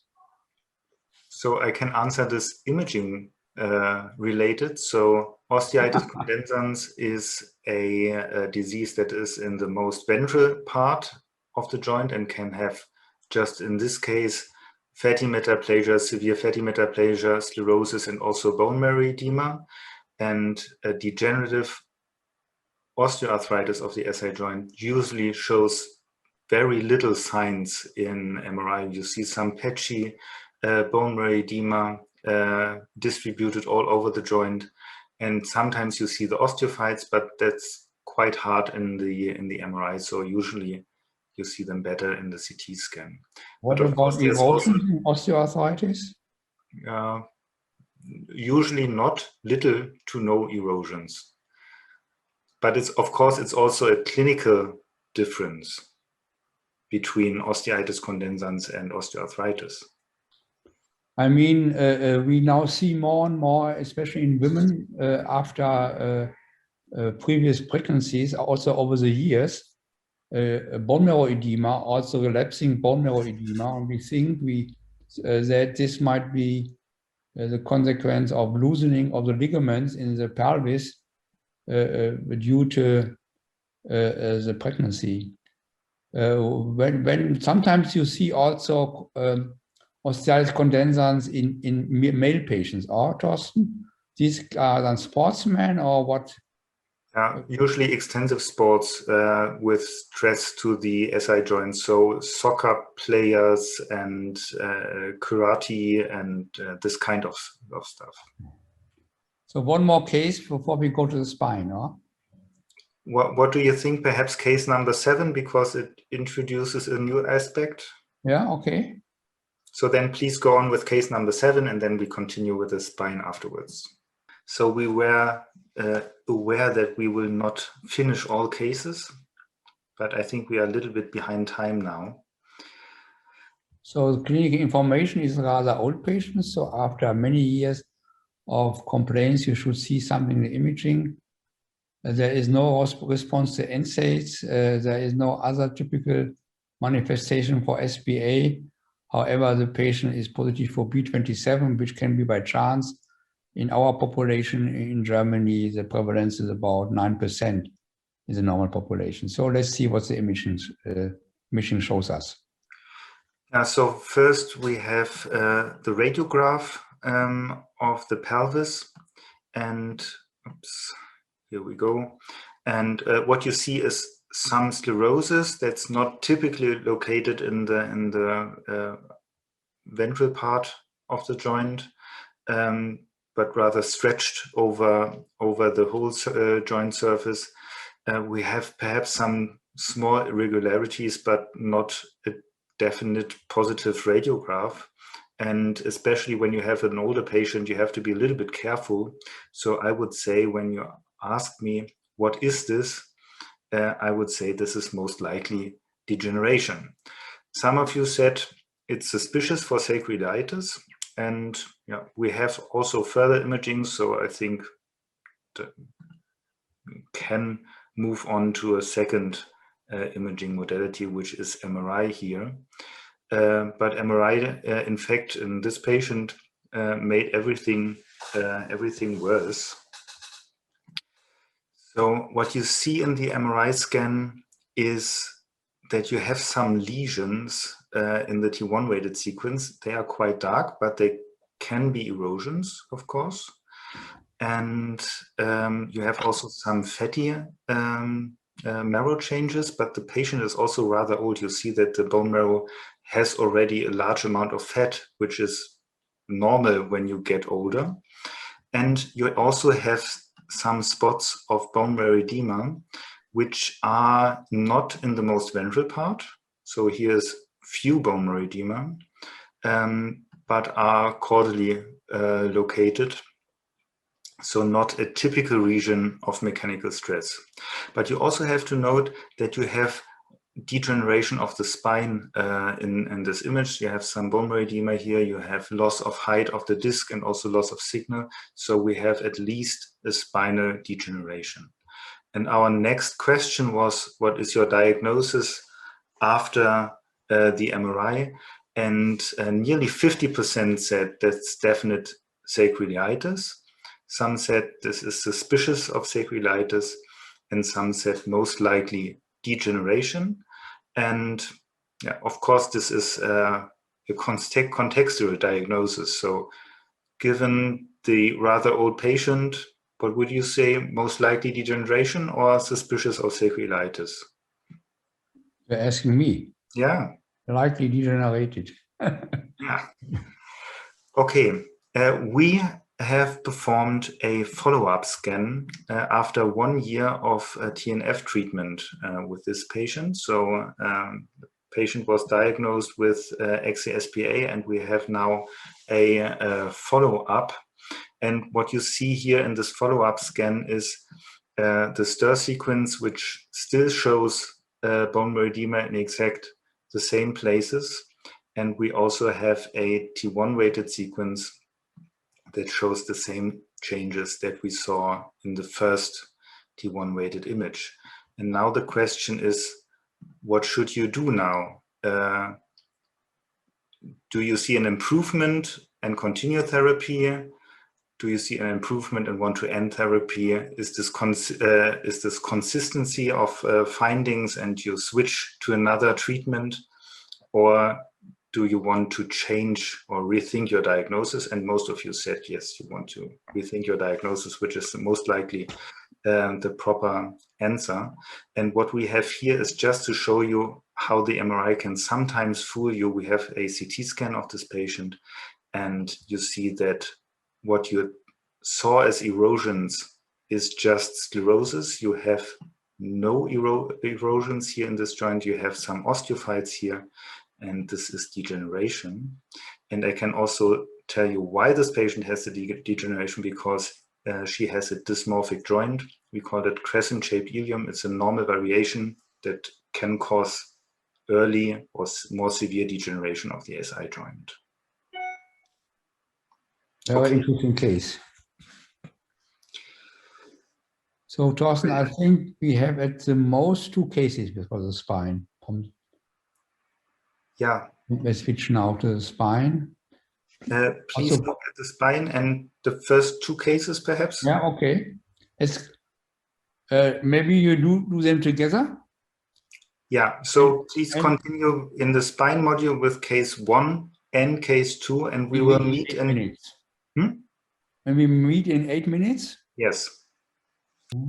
Here we go. So if we look at the spine, we have 2 questions. Can it be positive if the SI joint is negative, which is not very likely? Or if we have patient with established AS, as is the case with the next 2 cases, the question is if we have spinal symptoms, are they due to inflammation, patient not treated well enough, or is it a complication of the disease? So the first patient is 37-year-old male patient, AS for many years, B27 positive, and now relatively new intensive pain in the cervical and the lumbar spine, despite being treated with a TNF blocker. Yeah, from imaging, we have a lumbar spine X-ray where you also can see the SI joint, or you cannot see the SI joint because you have bilateral ankylosing here. And we have also the lateral views where you see some syndesmophytes and ankylosing. The thoracic spine is usually hard to interpret, but at least on the cervical spine, you see some syndesmophytes here. So it's more an advanced disease. And in the MRI of the spine, we see many, many lesions here. So on the left, the T1 weighted sequence, again, you have the spinal fluid, which is dark, and the fat, which is bright. So this is T1. And we have the stir sequence over here. And when you look here, you see some bone marrow edema in this location. I will come back to this a little bit later. And also some typical corner lesions here. So you have an active disease. Those lesions over here, which are in the most lateral part and are around about 1 vertebral segment. So you have 1 vertebral body, then you have the disc, and you have the second vertebral body. Those lesions are typically costovertebral joint arthritis. So you have not only typical anterior or posterior spondylitis here, but you have also active costovertebral joint arthritis. Now, we can continue in this patient with the lumbar spine, where you see also some typical inflammatory lesions here, only few structural lesions. So it is at least an active disease. The SI joint is not there anymore. You see a complete ankylosing in the T1 weighted sequence, and usually you don't see any further active inflammation here when you have a complete ankylosing, besides perhaps some enthesitis at the pelvic bones.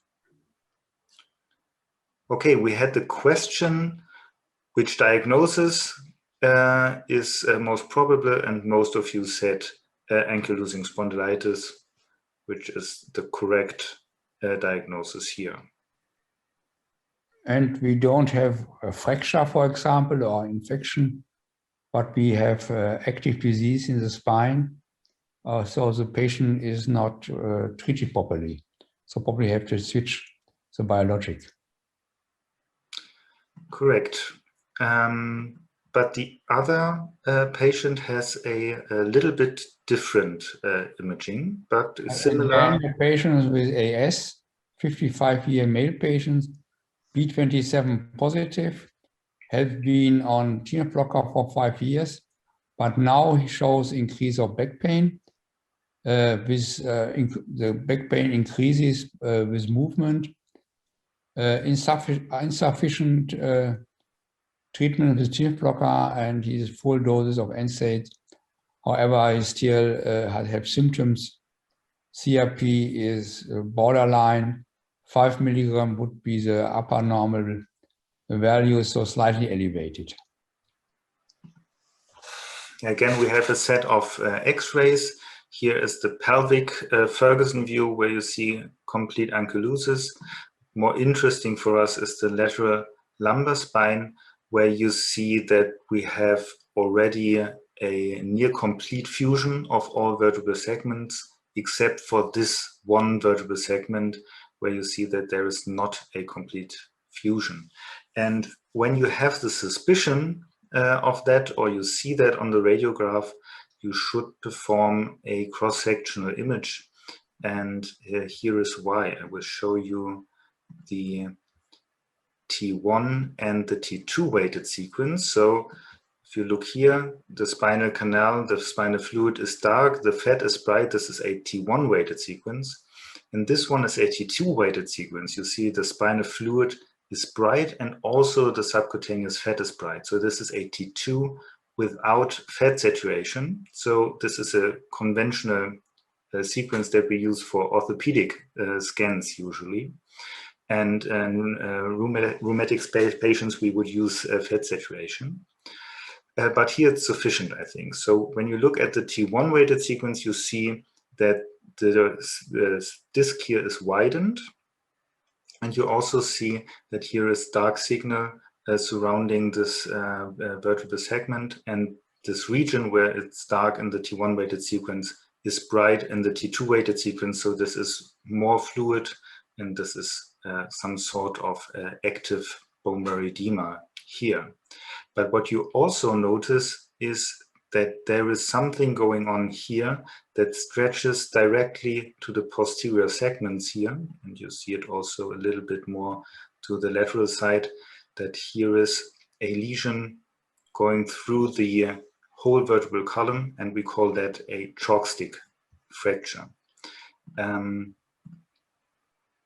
I show you the coronal stir sequence to prove that there is some bone marrow edema, but that's not active inflammation, of course. This is a bone marrow edema from a fracture of the spine, and that was the question. What do you think this is? Is this spondylolisthesis in AS? That's not the correct answer in this case. The spondylolisthesis in AS, so the Anderson lesion, Anderson 1 lesion, is restricted to one vertebral segment and not to the posterior elements. And infectious septic spondylolisthesis is also not the correct answer here. In septic spondylolisthesis, you would have a bright signal in the T2 weighted sequence in the disc, because you have an abscess here. And we have also no soft tissue abscesses. So that's also not the correct answer, and the correct answer is spinal instability, because you have this chalk stick fracture.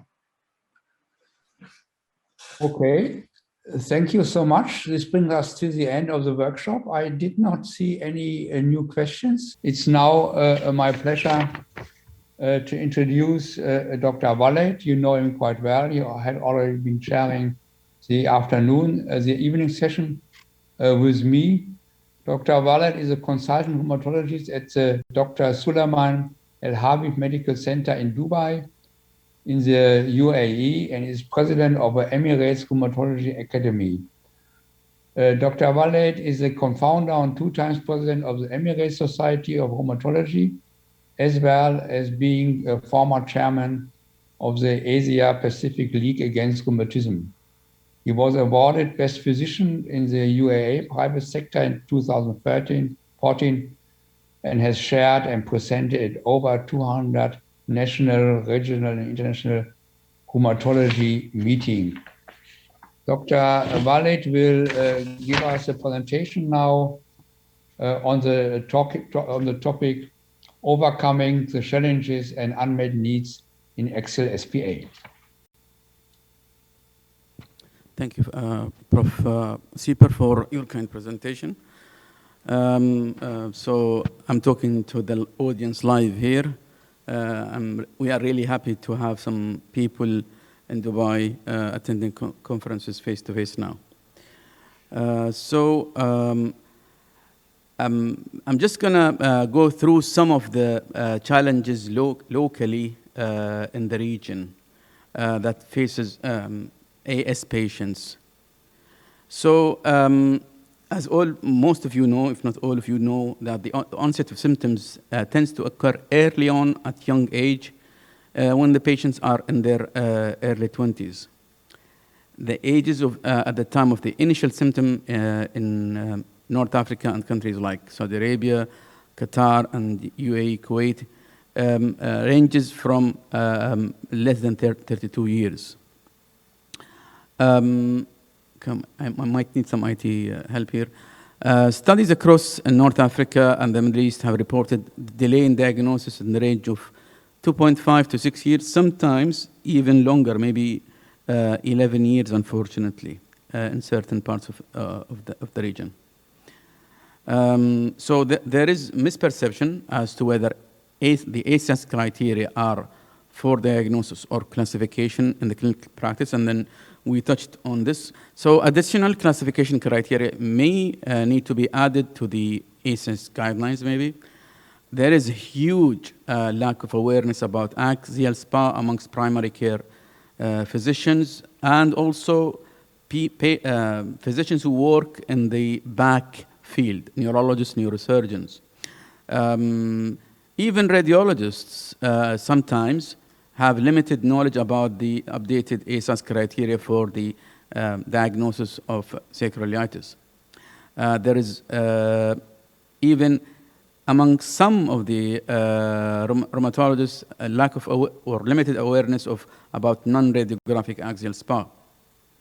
And because also MRI is not supported well in some countries, and there is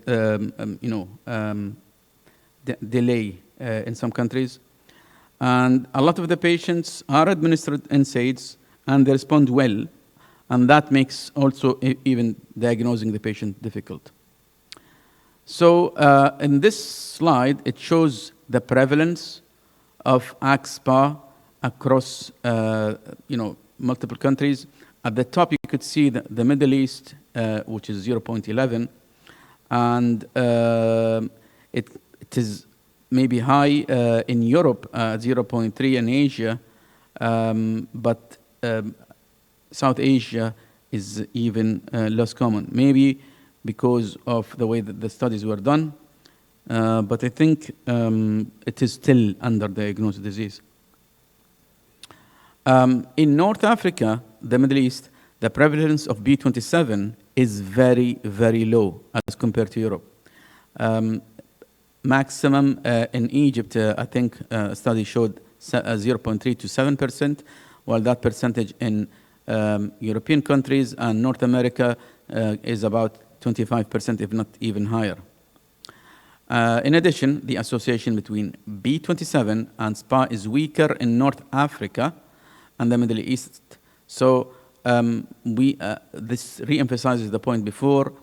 The majority of the patients are B27 negative. But still, that said, B27 is higher, definitely, in SPA patients compared to controls. So, what challenges for the delay in this AXPA in North Africa and the Middle East? Physician-related factors. Maybe the physicians need education. Patients, definitely a lot of the patients do not know that some of the back pain can be inflammatory, so they end up at the wrong specialty. Disease-related factors. Rheumatoid arthritis can be seen. Spondyloarthritis cannot be seen. How about health-related factors? Well, not all patients have the coverage to end up on the proper treatment. So, what are the suggestions? We do need well-designed studies across countries to estimate the axial SPA prevalence, phenotypes, if there were any associated extra-articular manifestations, and other biomarkers. If AS was, in a classification criteria as easy as rheumatoid, we wouldn't need that many MRIs. But the thing is, due to genetic differences across populations, we are, especially in this region, at a disadvantage. Education. We've done a lot of educations, but still more education is needed. I have a case which I saw 2 weeks ago, which I ended up saying the statement, 5 minutes less meant 5 more years in delay of diagnosis, which is a patient who didn't go through the proper MRI sequence. They missed the sacroiliitis, and I saw her at the age of 31, 5 years later, when she was being seen by a neurosurgeon with a frank sacroiliitis. So we need to involve everybody, and we need to keep the education cycle going on. How about development of guidelines and best practices? Well, rheumatologists should participate in developing locally or even at the regional level cost-effectiveness trials. How about new HLA, like HLA B15, which has been associated with combined peripheral and axial SPA, and as well as was seen in Colombia, Tunisia, Belgium, and Mexico. Something is going on, not me. I didn't do anything. Okay. So how about health authorities? They should improve patient access to novel medications. Specialized SPA clinics in hospitals would be beneficial of patients and physicians. It wouldn't hurt to have once monthly SPA clinics in public hospitals or private hospitals to raise the awareness. Okay, so axial spondyloarthritis usually, as all of you know, starts in the 3rd decade of life with female to male ratio, males being 3 to 1. However, when it comes to non-radiographic, it's 1 to 1. How about the prevalence of non-radiographic axial SPA, AS and RA? If you see the numbers, AS and RA, if well diagnosed, they are almost equally the same, but that's not the case. Non-radiographic axial SPA has also a bigger chunk. If we look at more closer to the axial SPA, it affects all ages, maybe 20 to 49 the most, and then the prevalence goes down, but women are affected more than men. Everybody knows this. What is the Berlin criteria for back pain? Less than 40 years, back pain for 3 months or more, insidious onset, morning stiffness that improves with exercise, and it awakens the patient the second half of the night and with alternating buttock pain, as opposed to mechanical back pain, which does not have any of those features. So, the problem with spondyloarthritis, it's not only back pain. So more than 40% will experience chest pain. Half will have cervical spine pain, and the majority will have lumbosacral spine pain. The thing is, this disease does not come with back pain. It comes with a bag. It comes with enthesitis, Achilles tendonitis, peripheral mono oligoarthritis, psoriasis, IBD, uveitis, and the others, ESR, maybe not as much as CRP, which is most important. So there's a good improvement on NSAIDs, and there is, in some patients, family history is there. Now, how can we differentiate the pain? So if the pain was purely axial disease and no peripheral disease, when patients were asked, they were scoring 52%, physicians were scoring less, BASDAI was scoring less, and also ASDAS. But when combining peripheral and axial, those numbers were going up. So peripheral and axial will definitely have more impact on the disease activity. Okay, so this slide basically says that patients with non-radiographic axial SpA are more frequently females, have less structural damage as compared to men, and lower CRP levels when compared to male AS patients.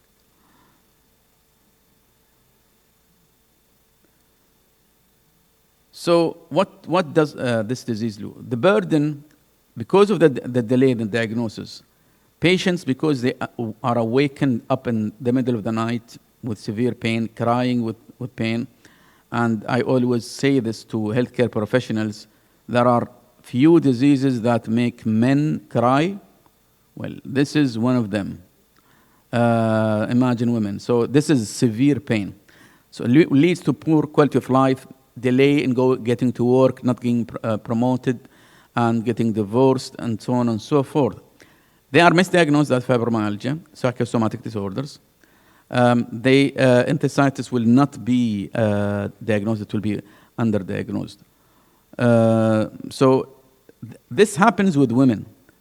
When they go with back pain, that is brushed off, and it's not put in the focus. We need to put this in focus.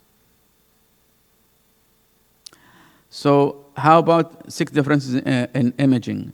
So there are more positive findings, of course, in men because there is more damage. Syndesmophytes are more common to happen in women and men than women. So what are the factors that lead to the delay? I already alluded to some of that, because everybody has back pain. I have back pain now. And the disease is slowly progressive.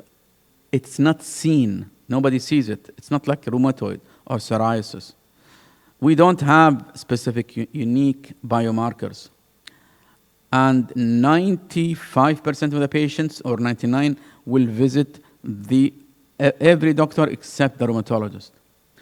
And even with the ACR, ASAS, there are still no guidelines that speak to the general healthcare professionals on how to refer that patient to the rheumatologist. So, what is the commonest symptom? Morning stiffness, that's the commonest. Lasting for 30 minutes or more. That magically responds to NSAIDs very quickly. As I said, it wakes people up from sleep, pain and stiffness, and gets better with movement and alternating buttock pain. Now, what tests are done? This is a study. And believe it or not, people with back pain get CCP done. They have ANA done, rheumatoid factor done, and ESR done. I don't know. I mean, I'm sure some of you have seen, I have referrals of back pain with positive CCP. what? Well, I mean, that's not the patient we are looking for. So that's in 1,000 patients with axial SPA. Those studies were done. That's waste of resources. Okay, so we have been talking in rheumatology for years about the delay in diagnosis in AS. And we were talking about men. But that is more even worse in women. This needs to be highlighted. So the delay leads to even poorer quality of life in the general population. As I already said, probably, especially women. This is difficult. It will affect them socially. Unmarried, divorced, too disabled to work, and then the cycle of anxiety and depression, and high cost to functional ability and disease management. So patients with non-radiographic axial SPA have shorter disease duration, substantial burden of illness with self-reported disease activity. And you can see, if you compare non-radiographic axial SPA to AS in regards to symptoms, BAS-DI, BAS-FI, BAS-ME, they are almost exactly the same. And they are the same disease. And we are just using a radiographic nomenclature, even though they are the same disease. So those patients will have, if not treated, not managed, lung involvement. They'll have maybe nephropathy, cardiac involvement, regurgitation, and fibromyalgia and depression on top. This study, which compared African Americans to Caucasians, and they have shown that African Americans have higher comorbidities compared to Caucasians. So there are also differences amongst ethnicities and origins. So coming to the last 5 slides, I think. SPA may be more common than RA and is frequently misdiagnosed. That's an understatement. It's hugely mis and underdiagnosed. Delaying in diagnosis in axial SPA significantly contributes to patient burden, and they're carrying the burden on top of the back pain on their back. Peripheral manifestations contribute significantly to disease activity, so that worsens. And sex distinctions of SPA are present across facets of the disease. And as I just alluded to, non-radiographic axial SPA is comparable, if not exactly the same as AS. So in a study of AS patients receiving anti-TNF therapy, at baseline and 2 years later, coronary lesions and MRI were blindly assessed, and it was shown that with treatment, those coronary lesions become less. So they are common at 2 years.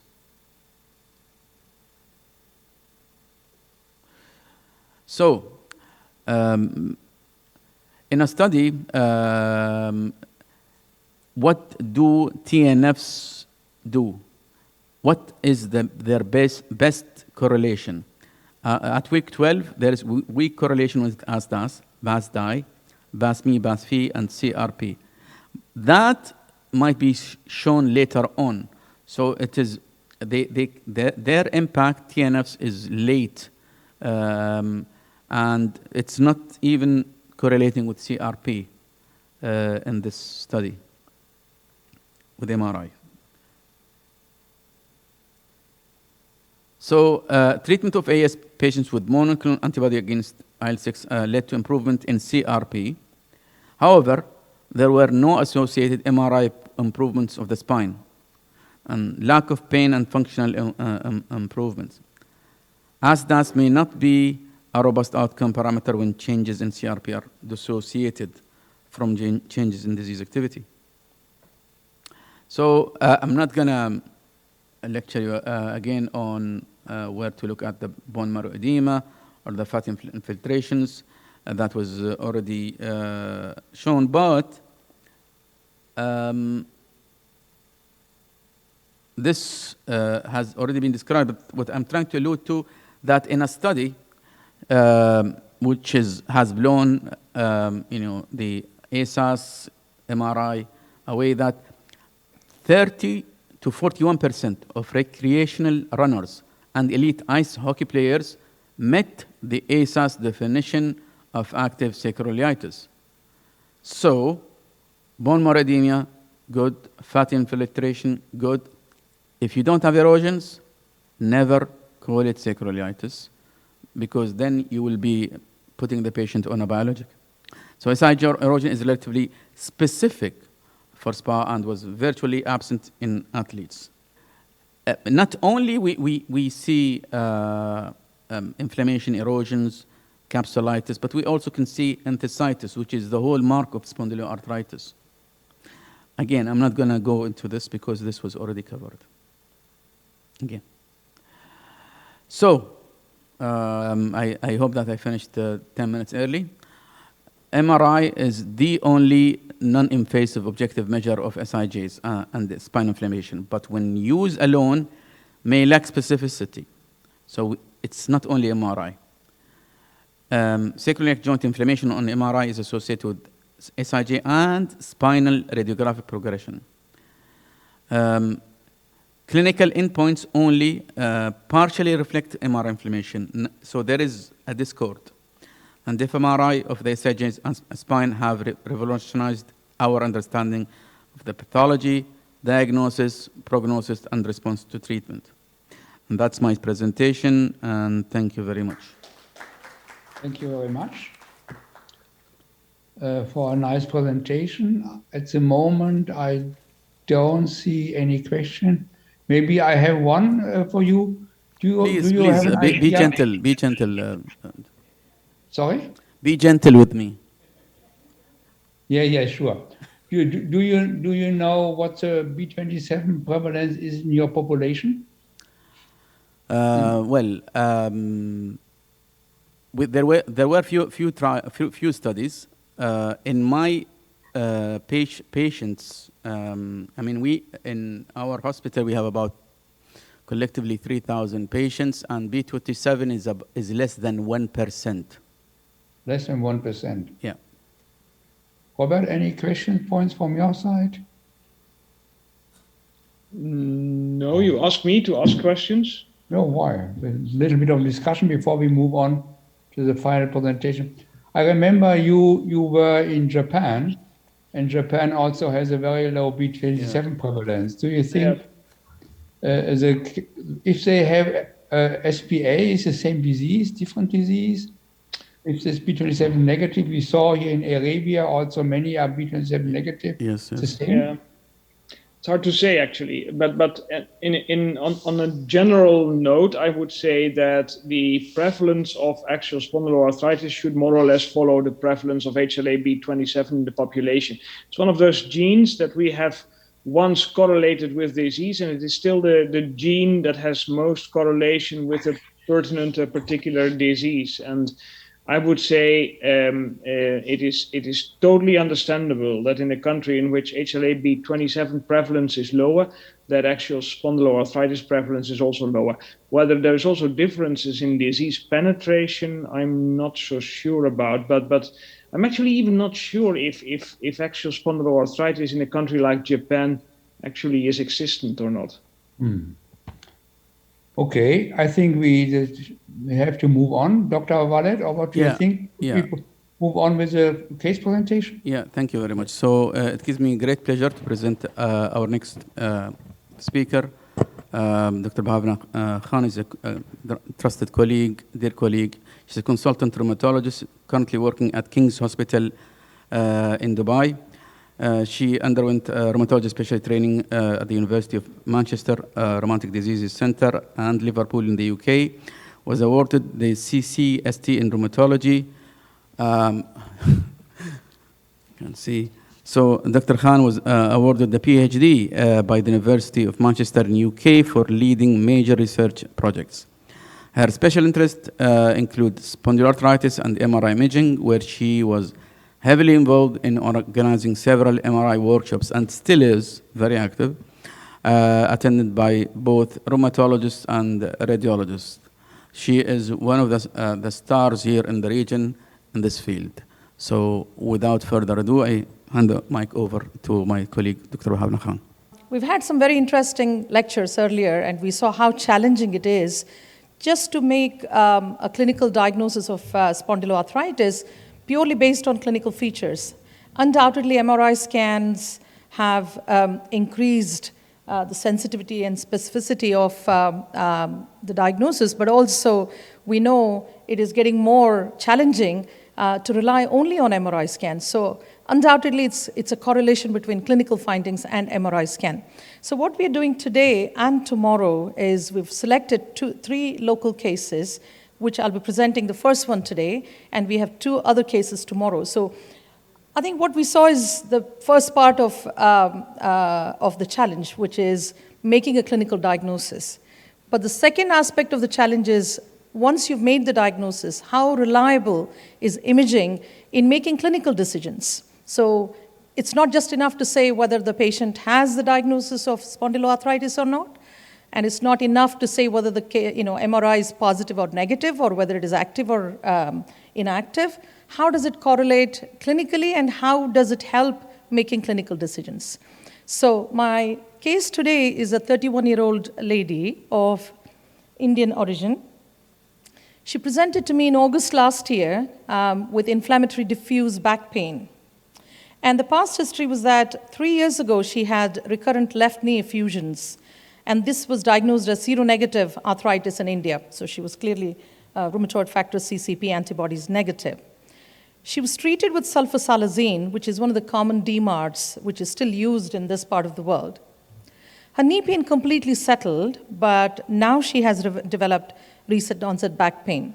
When I saw her, she had a high CRP of 19.2, ESR of 43, and tests positive for HLA-B27. And her BASDAI score was very high. So I requested for MRI scan of SI joints and thoracic spine. These were her most affected areas. And we have the scan images in the next, I think in the next folder. So basically we have challenges getting MRI scan approvals, as mentioned by Dr. Waleed. So I could not really scan her entire spine because her insurance would only approve 2 areas. And because these were the most affected areas, so we've scanned her thoracic spine and MRI scan of the SI joints. Her x-rays were done, but I don't have access to the images. So I think we can go ahead, Prof. Sieper, with the images. I think in the best interest of time, should we just start with your comments on the MRI scans, or should we wait for the audience to have a look at the images first? No, I think it's the time is advanced. I think Dr. Dieckhoff can present the images. Okay? Yes, I can do that. So I will just share the images now. Yeah. You probably will see now the SI joint MRI. And so my image impression is you have a quite comprehensive imaging protocol here. So we have, of course, the 2 sequences that we are used to, the T1 weighted sequence and the STIR sequence, but you also acquired a conventional T2 weighted sequence, a MEDIC sequence, and also oblique axial views, which is totally fine. I think the T2 weighted sequence is probably not really helpful, but it's nice to have it anyways. So regarding structural lesions in the T1 weighted sequence, we see adjacent to the joint space some fatty metaplasia on both sides. We also see sclerosis and also some tiny erosions. I will show it in the MEDIC later on. But we also see this kind of phenomenon where you have sclerosis here and some fat more adjacent to the joint space. And I would argue that this is most probably some sort of backfill. So there most likely was more erosion present at a previous time point. Here in the MEDIC sequence, which is quite sensitive for erosions, you see still some tiny erosions bilaterally. And with respect to the spine, there's not much going on. You have some tiny foci of bone marrow edema in the stir sequence. And interestingly, you have also tried to find it here, a little bit of costovertebral joint arthritis. So in total, there is definitely lesions that would support the diagnosis of axial SPA, in my opinion. Thank you very much for that. Sorry, in the stir sequence, was there inflammation? No. Yes, in the stir of the spine, there was a little... Yeah, not on of the SI joint. Of the SI joint, no, there was not much going on. I can just... rather typical erosions and sclerosis and... Yeah, so in terms of osteitis, there is perhaps a little bit here, but image quality is not so good, but perhaps there's a little bit here, but not sufficient for an active SI joint MRI. So not much osteitis, but perhaps a little bit, but definite structural lesions.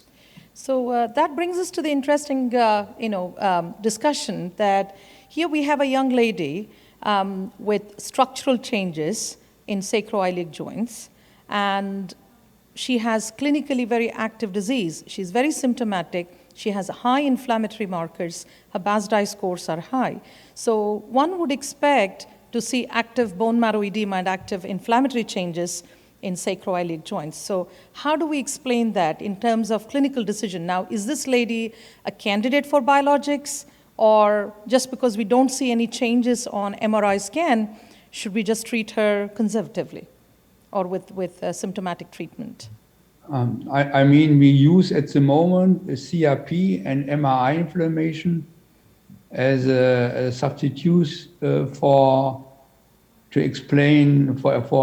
finding inflammation and to explain the patient's symptoms.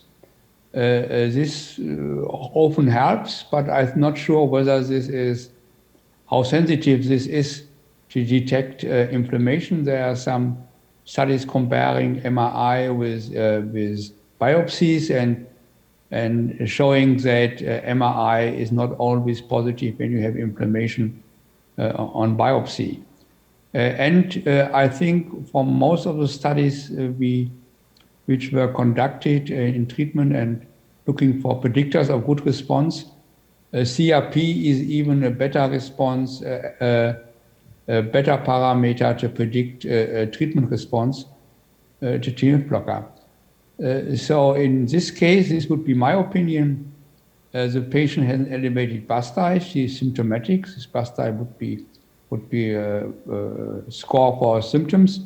And she was clearly CRP positive. So this would be, for me, a clear indication that the patient needs escalation of the treatment. And I'm not sure how was the NSAIDs treatment, but probably next step would then be a biologic. And I would not be too much concerned by the negative MRI. If we have CRP and MRI positive, it's better predictor for response than only one, but CRP is at least as good as MRI as a predictor, in my opinion. Robert?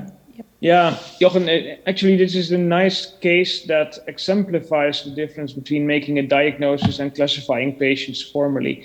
This is a patient in which, if you look at the MRI, there is not so much doubt that there has been inflammation in the past. The fatty lesions that you see are pretty abundant. I would be pretty certain that this patient would have radiographic sacroiliitis on a pelvic X-ray, but we were not informed about that. The reason that there is absence of acute inflammation, so to say, at this moment, doesn't preclude that there has been acute inflammation in the past. So for me, this lady with a history of seronegative arthritis, being AXIAL-AB27 positive, having inflammatory back pain at the moment, and having sequels of previous sacroiliitis on MRI, fulfills a diagnosis of axial spondyloarthritis. Having said that, she will at the moment not classify as having axial spondyloarthritis. So you could make a diagnosis of axial SPA, But at this point in time, this patient will not fulfill classification criteria, most probably. Well, that is what it is. I agree with you that if this lady doesn't do well with NSAIDs alone and sulfasalazine, which is probably good for her peripheral arthritis, then she should escalate to a TNF inhibitor. And that is what I should do. Thank you. But it doesn't matter whether the patient meets the classification criteria, because you are confident with the diagnosis, and that's good. Yeah. So the interesting part is, again, she never had back pain in the past. This was only in the last 3 to 4 months. So I think that brings us a question that if it was only a 3 to 4 months history of back pain, would one expect structural changes without active inflammation, so in such a short span of time? Does that indicate that people can be asymptomatic and they can still have disease progression? Apparently, yes. What I see on the MRI is quite abundant and doesn't look to me as if it is only 3 months old. It looks as if it is going on for years already. But the real relationship between structural changes on MRI and symptoms, signs and symptoms of patients that are reported by patients, that relationship is actually quite uncertain. We simply don't know. So the answer is yes, we may expect patients in whom there is a lot of structural change, but very little complaints. We know from studies in patients with reactive arthritis in inflammatory bowel disease that if you do imaging, you suddenly see already erosive changes, although the patient complained mostly about peripheral manifestation and not so much about back pain. So if this, so this patient had probably had if she has now quite clear structural damage changes, she probably had inflammation before, although only now she became symptomatic. Maybe Jochen, we can ask Torsten what he thinks from the radiographic picture, from the MRI picture, but. Yeah, so this is clear reparative tissue already here. So from my point of view, the inflammation is perhaps several years ongoing, but not present at the moment. Yeah?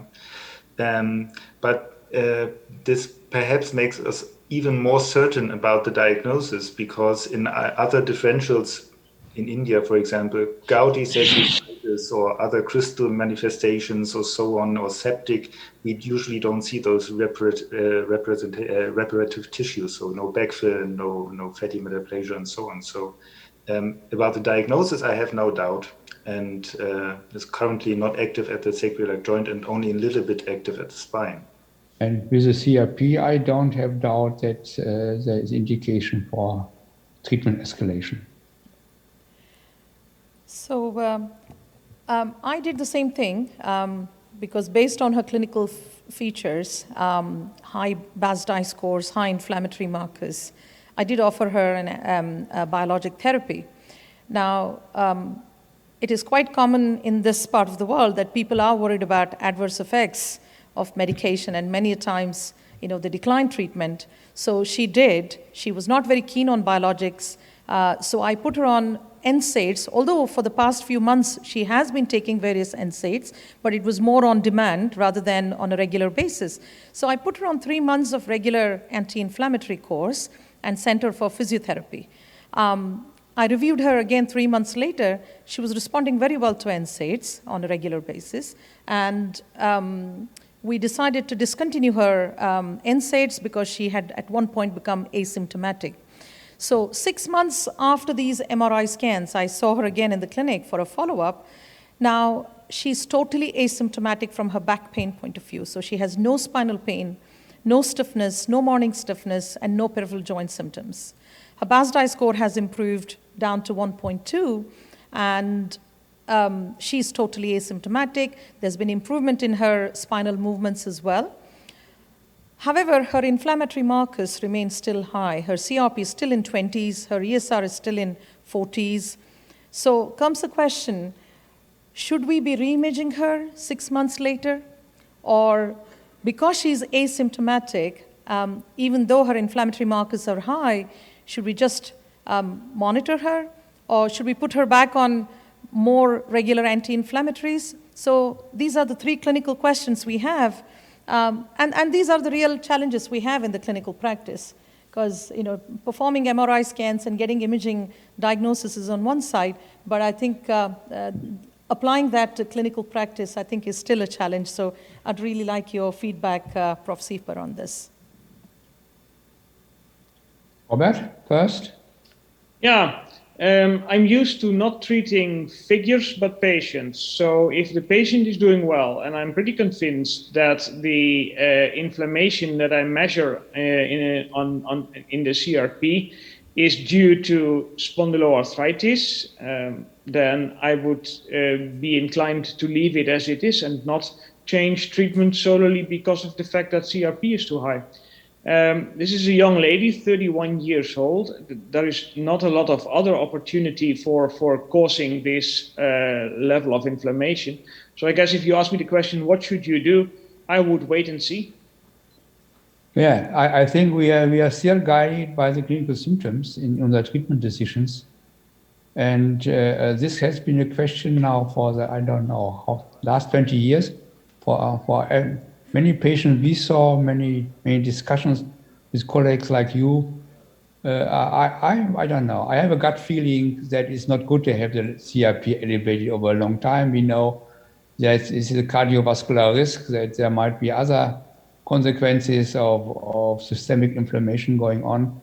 I think we would need studies. We would need studies whether there is a difference if you treat elevated CRP and or MRI edema with low clinical symptom, low basti, for example, or not. But at the moment, at least we also have restrictions regarding reimbursement. I would also follow Dr. Landewe's recommendation to follow up the patient. But I would follow up the patient closely. And if I have any indication that this patient is suffering, I would go for, well, first again, NSAIDs, because NSAIDs are good, but then would consider biologic. So, I mean, as we saw earlier, this lady has been asymptomatic, and so her symptoms do not really correlate very well with the disease progression. And here we have an objective evidence of elevated CRP, which we know is a marker of inflammation. So I think that brings us to the debate as to, on one hand, we have just wait and watch policy, and on the other hand, should we just be treating inflammation, or should we be relying more on patient symptoms? Because I think we know that the symptoms do not correlate very well with the disease activity. And BASDI, as we know, is all very much subjective and patient-reported scores. So I don't think there is a clear answer to this. I mean, one would probably debate, but we do need to go by clinical findings, I suppose. Yeah. This, in the end, it's a clinical decision by the local doctor. We might get problems with reimbursement in our countries if the patient is not really symptomatic. But otherwise, it's not there are no clear guidance on this. Yeah, great. I think we have a question here from the audience. Madam, have you considered non-infective osteomyelitis in such cases, because CRP is still high, the inflammatory markers are quite high, it's not very symptomatic, because in India we've seen few cases of non-infective osteomyelitis in such case. Have you considered that also it could be coexistent of non-infective osteomyelitis? Okay, I'll take this question. Yeah. So I don't think the clinical findings and clinical features fit into that because one, she's a young lady, HLA-B27 positive. She presented with a peripheral arthritis, monoarthritis in the initial stage. And her MRI findings, as we saw, are quite...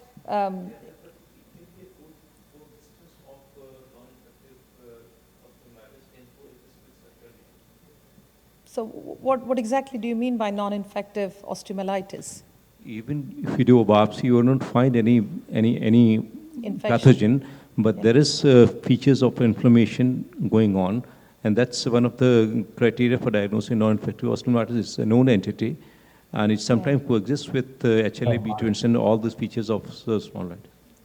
Yeah, I'm not particularly aware of this. I don't know if the panel is, but I think if you see inflammation here, this would be part of SPA. I would not go for a second diagnosis. Exactly. I think she's quite a clear spondyloarthritis. Thank you. So what you call non-infective osteomyelitis is probably what we are aware of chronic recurrent multifocal osteomyelitis, which is a disease of children, or SAPHO syndrome in elderly patients. So that's not a typical image appearance of this kind of disease here. Yeah. I think you probably meant CROM. Yeah. So that's usually a pediatric condition affecting long bones, not so much in the spine. Yeah, that's a different clinical profile completely. Yeah. Thank you very much, panel. Thank you. I don't know if we have any more questions. If not, we'll probably end the session today, and we'll resume again tomorrow afternoon for us and morning for, I think, for the panel. Thank you very much. Would also like to say goodbye from my side. Thank you. So please come join the meeting tomorrow again. There will be other colleagues from ASAS who will continue, but also all well known, and I wish you a successful another day. Thank you. Thank you and good night. Goodbye. Good night.